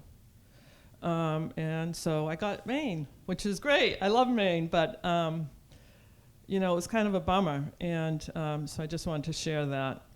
I do have one question, and I don't attend these meetings. It might be a stupid question, but when we built the development out on Route 100 and we did the one out on Route 1 that was a sizable project, do we have to go to a referendum to get that approved? So why is this different? Why are we having all these meetings, and why do we have to get a referendum? We don't have to.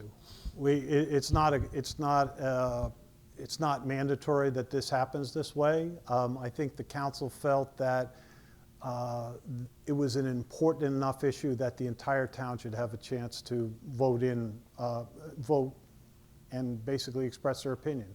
Do they want to support a 107-unit affordable housing project as presented by Westbrook Development Corporation, yes or no? These meetings are intended to answer a lot of the questions, get them up online, get people to kind of engage and ask additional questions, prepare for the planning board, which is a big step too. So that's the only reason. The other two projects were a little smaller. I believe they were 34 houses, 17 or 18 on each side of the road. I'm trying to think of the one on Route 1 you talked. Oh, that project on Route 1 was done by a developer. It wasn't dedicated as affordable housing. Those are market rate apartments and market rate homes at the time when 350 was, holy cow, who's paying 350 for a house? And now they're probably double that. So that's the reason why, Dottie. Other questions? Councilor Story-King, did you want to? You haven't? Okay. I have a question about what happens with the ball fields if this passes. Does that mean we are required to replace the ball fields down off Stiles Way? Or is that separate? We would, well, it's a good question. The council would have to take action to relocate and move the ball fields to Stiles Way. So if we pass this, we're also committing to new ball fields for That's $3+ correct. That's million. correct. That is correct. So since when do we give $3+ million to a nonprofit out of our taxes? They may be TIF taxes, but they're still our taxes. Why are we giving them to a nonprofit organization, as good as they are? Why aren't we using that for our infrastructure, for our water, for our roads? Why are we giving them, to ball fields? Well, that'll be the next question. Honestly, that has been presented as a cost of basically building on this parcel. I don't know if I can answer the question for you, Joyce. I wanted to address the, quickly, the Route 100 and the Route 1 developments. Those were not TIFs. Those were contract zone agreements that we worked with private developers. In this project, the town is giving the developer the land in trade for building a project that the town has determined it needs. My question was, I've seen numbers kicked around about ball fields. I've seen 2 ball fields. I've seen 4 ball fields. I've seen $3.5 million. I've seen $4 million. And to Joyce or someone's earlier question, isn't a large chunk of that money getting infrastructure like electricity down to the ball fields? A lot of it is the field development costs to get utilities there, to get water there for irrigation. Joyce? Which you would do if you had to put the housing down there. Right, right. So that's a net zero kind of. But to Joyce's question, I got thrown off a little bit. No. More. But I'm confused. I saw in the presentation here 11 acres. You've said 12 acres.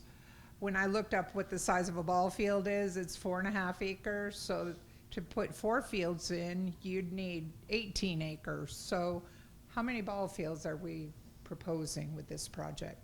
We're proposing between 3 and 4 ball fields. And right now we are working with Little League to figure out which is the best configuration. And that's still to be determined. We would like to see 4 to maximize the space. We can fit 4 on there. They would like to try to do a larger field, which is not Little League size. Might be a larger field that the junior leagues would play on, or travel teams and those type of things. I don't think we can't do both. No, and our desire that would was take 16 acres. Well, 18 acres. The 4 Little League fields fit on that existing parcel. We have basically templated them and they do fit there. These would be town-owned though. This isn't given to the Little League. They can play there. We would still own, schedule, and basically have ownership of them, and we would have a maintenance agreement and a use agreement with Little League. We wouldn't just give them the 12 acres and say, go for it. So this would be a town-owned facility when it was fully built. A little history on the Little League fields that currently exist. I was around when they were built. Originally, so were you. We remember our parents taking tractors up there and whatever. The school gave the land to, or Suburban Little League at the time, I don't know what it's called now, and volunteers built the fields. And we were not allowed to play on them at recess time because they belonged to Suburban Little League. So I don't know, just a little historical background, but my kids went to school there and they played on them, so I don't know. Yeah, actually, I had a follow-up question to all the talk about the baseball fields and with the potential campus with the affordable housing. Has there been any talk or proposals of any auxiliary structures within that campus? It sounds like there's a great opportunity for to like revamp public spaces. In my experience living here in the last 10 years, it seems to me there have not been a lot of places for people like myself, for a lot of people to access places other than work, home, Val Halla. So has that been floated? Can I give you a map of the town? We have more town parks and active recreation facilities than I can't imagine that question coming out, only because we have actually put that online, all our public spaces and all our public parks that have all the trail systems on it that, my gosh, I'm stunned by the question because we have so many. We have the Broad Cove Preserve, we have Knights Pond Preserve, we have Rhines Forest. We have so many awesome sites in this community. I'm I'm sorry if I insulted you. I didn't intend to, but I'm just surprised. I'm just surprised. No, I totally understand. Yeah. I'm familiar with some of those Okay. areas as places to frequent, like more on my own, is like going to the beach or going to baby skate on the pond at Knight's Pond and such. But like, I guess more minded to like community spaces where people can come and like exist in a more community setting. Okay, that's a good question, because this summer we had 2 events at Twin Brooks, and they both drew over 700 or 900 people. We brought food trucks in, we had music, we had bands, and people absolutely loved it. We're going to be doing the same thing this summer, or scheduling those events again this summer. Oh, I'm sorry. Thank you. I'm glad. There'll be one here. There'll be a kind of a winter carnival here on February 3rd. Sorry.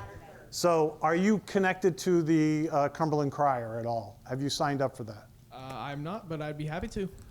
We're going to get your name, and this lady right here, Whitney Miller, she is the author, and she sends it out once a week. It's in a list of all the, yeah, be careful, you're going to get on about 5 committees too. There's a list of all the town activities, and if Devin was here, Devin couldn't be here tonight. Devin does all our senior activities too. Between the 2 of them, they get just about everything we have in town. So apologize you haven't been plugged into some of that, but a really good resource would be the Crier, and that would give you just about everything that's going on in town. And reach out to Whitney, she'll get you connected, and hopefully we'll get you to some of those cooler spaces in town. Yeah, no, I appreciate being corrected that stands as a priority in the community. So thank you.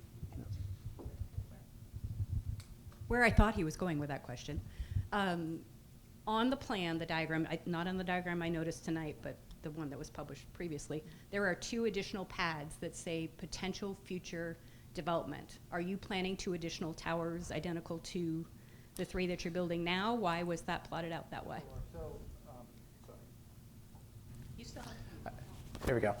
Sorry, I turned it off because it was making, I think, some noise when Bill was speaking last. So there was an original plan that was commissioned by the town that was in the RFP, and it was just blocks, and one of them was, there's another block in there for some other type of housing. So at one of the discussions we had when we sort of first showed our concept, there was discussion of, well, could we do something else, like a smaller building or something? And our funding sources don't really allow for that type of use. If you look around at like what gets funded by main housing, it's not typically like a 2-unit, 3-unit, single building, whatever, some smaller scale. So we had just shown that, you know, if it's still a town-owned land, right? It's a 99-year lease. If the town wanted something there in the future date and then somehow there's funding for it, it's not using up all the land if you did something very small. And the way we showed it is like, well, there's 2 kind of sites areas. There's the parking that's up by Tuttle Road, you know, there's some land there.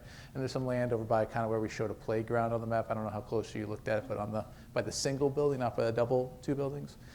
That would be something else. It's not in our proposal. We wouldn't be building it. It was just showing an exercise that if that ever came to fruition and the town wanted to do something else, that we're not trying to shut the door on something when the town's giving us the land and they would have a 99-year lease.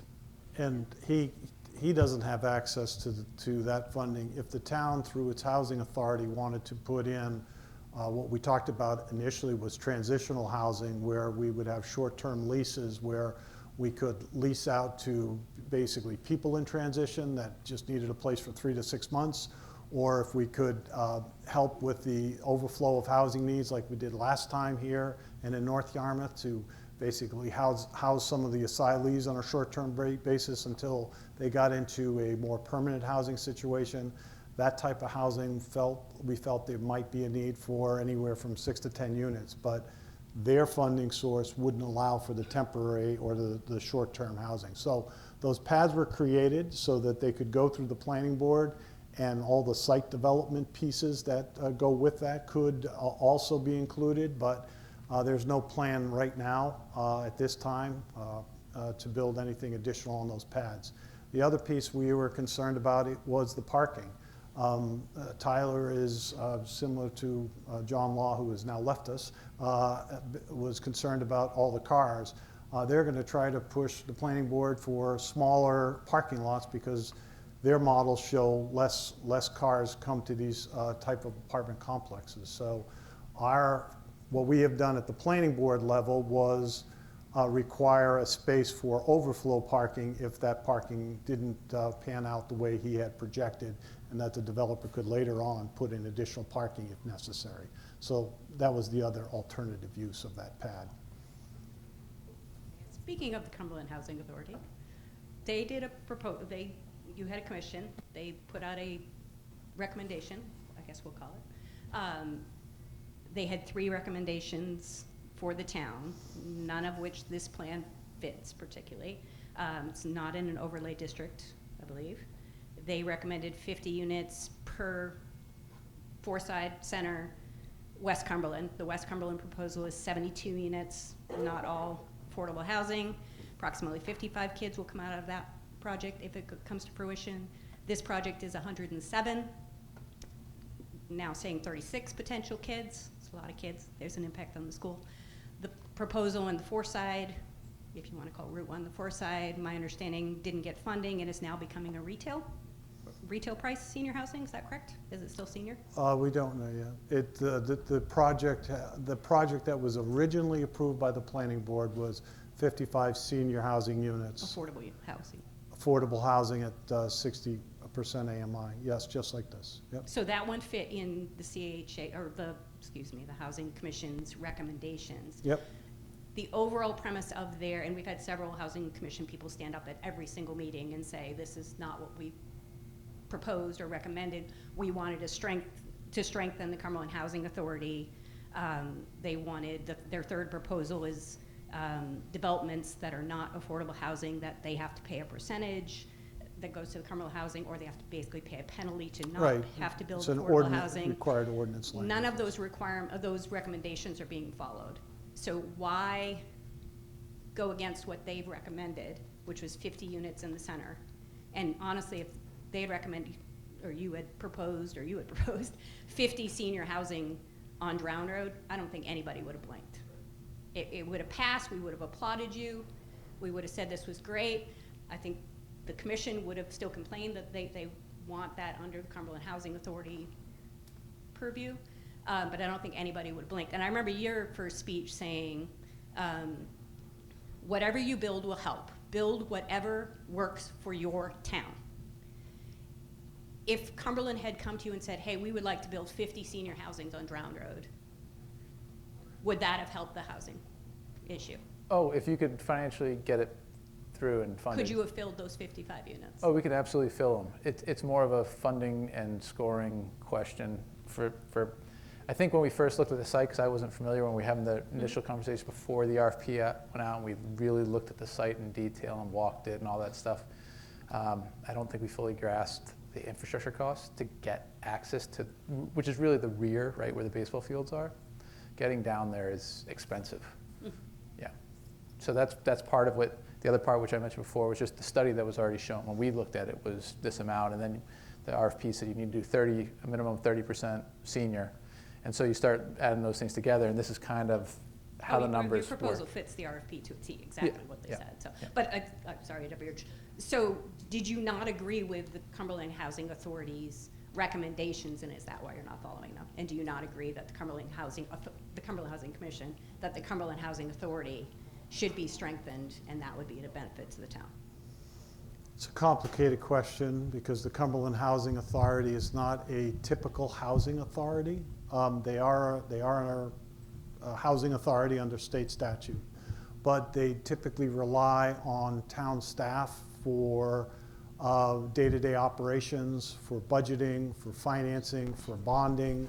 Everything is done through the town of Cumberland. They don't have any debt because they don't have any money per se. We manage all their money.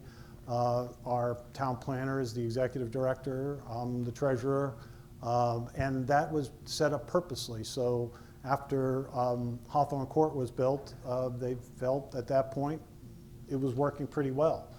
The Housing Authority, the Housing Task Force came back with the recommendation that they would like to be, they made the recommendation that we look at an independent structure so that the housing authority could go after, similar to what Tyler does, could go after grants, could go after monies to basically come under their purview.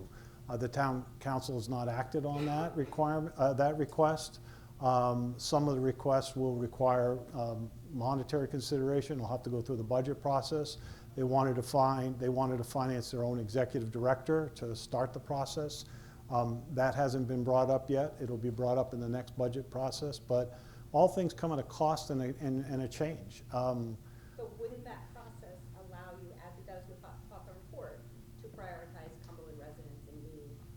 There's a link. If we used their funds only, but then they would be going after Misha funds. If the town of Cumberland didn't fund it entirely, because that facility doesn't have debt other than the debt we have now on infrastructure and roofs and air conditioning, heating systems.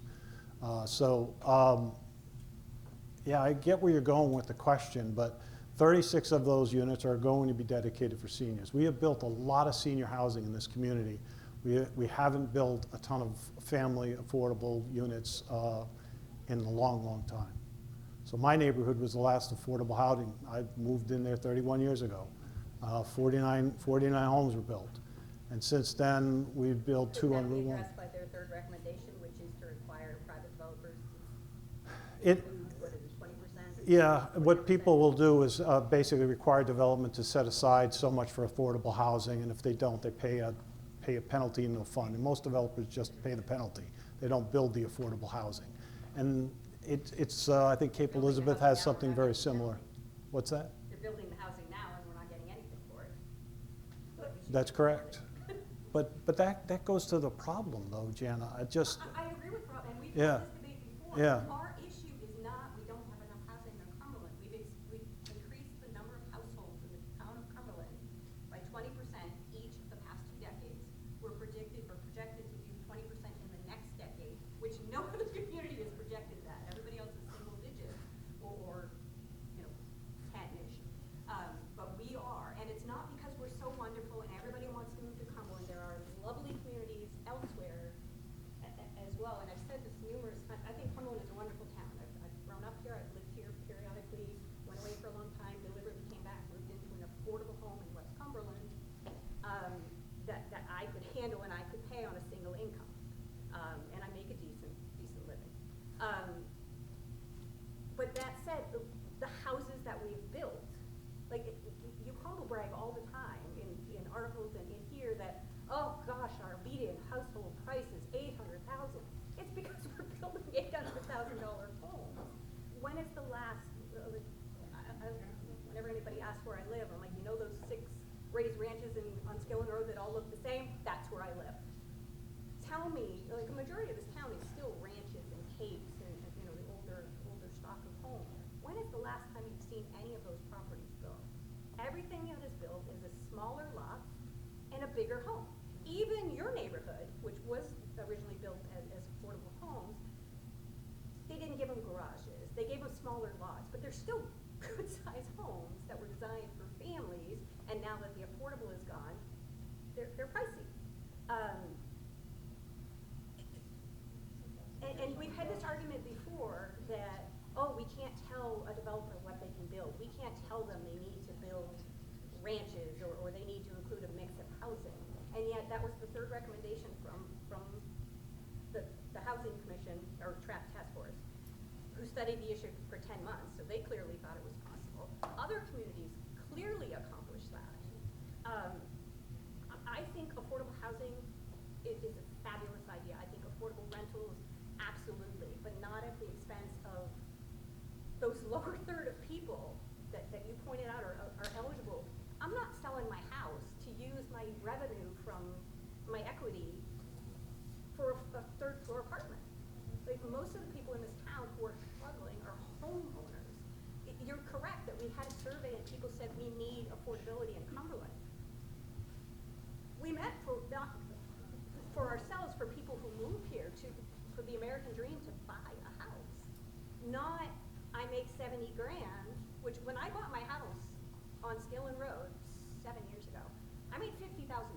It's not that far removed from that period. And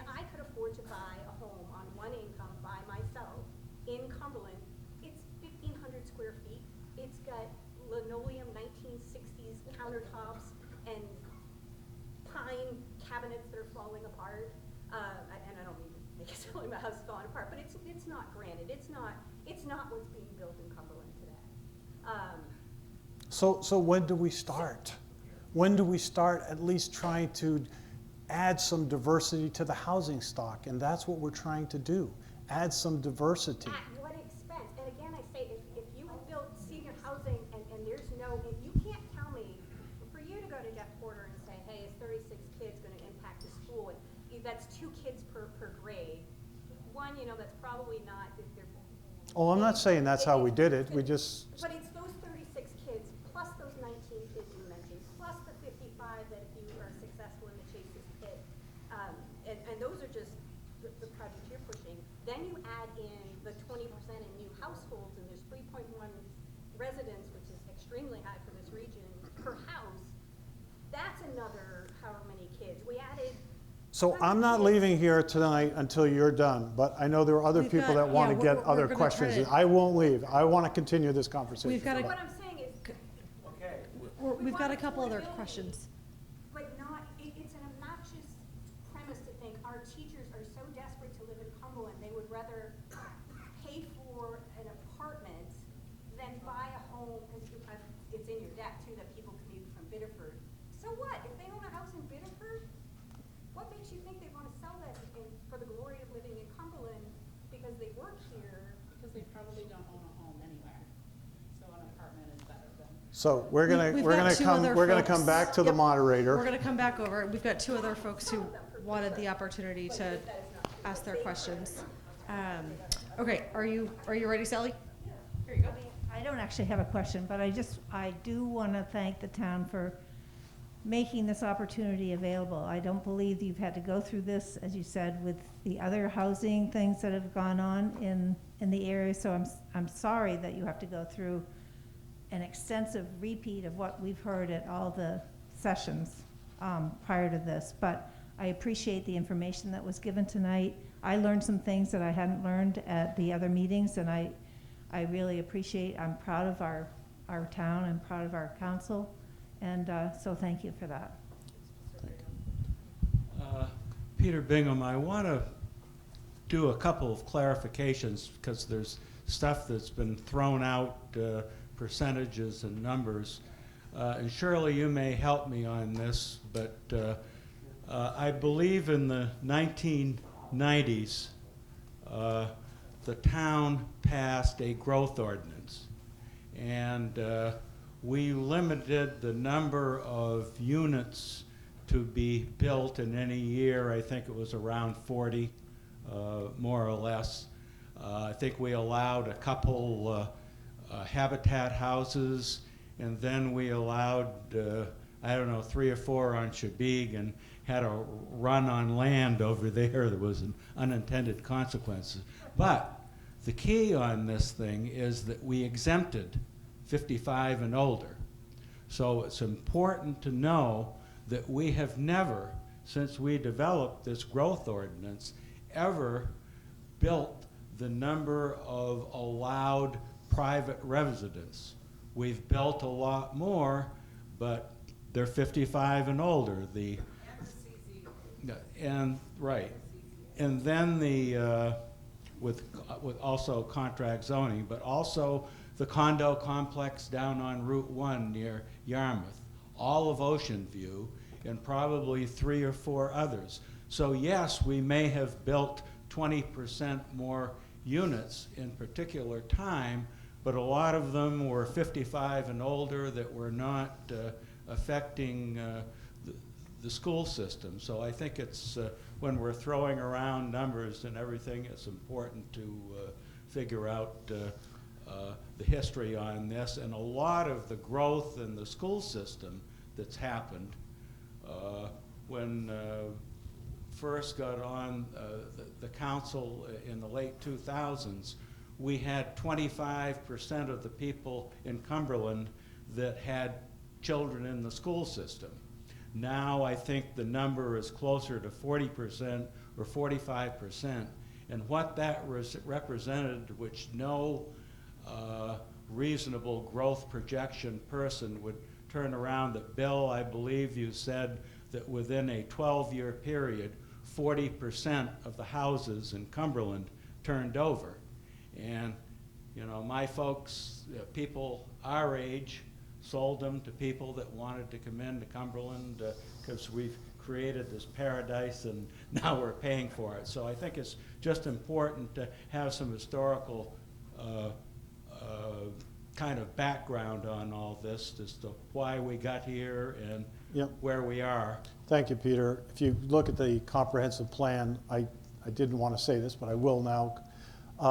These last 2 decades we've had have been the slowest growth we've had in Cumberland. If you look at the comprehensive plan, there was a growth that was over 50% decade to decade. Between the 60s and 2000, there was a huge growth in Cumberland. And every decade almost exceeded the decade before. And there are a lot of people that live here now, but this has been a very popular town to live in forever. So for over a half a century, people have wanted to come to Cumberland, and they still do. So it speaks to the success of our education as well as our open spaces and everything else we have here. So we are at the 8:30 mark, as we promised. Bill is here until 2 o'clock in the morning. So any additional questions, we'll break for now. Our next meeting will be on February 1st. We'll be here again at Val Halla. And we will have information coming shortly about when you'll be able to access the on-demand video from tonight, as well as the questions. If you wouldn't mind leaving your questions on the table, we're still going to collect them and document them and answer those after the fact. So thank you all so much for coming. Thank you, Tay. Amazing job.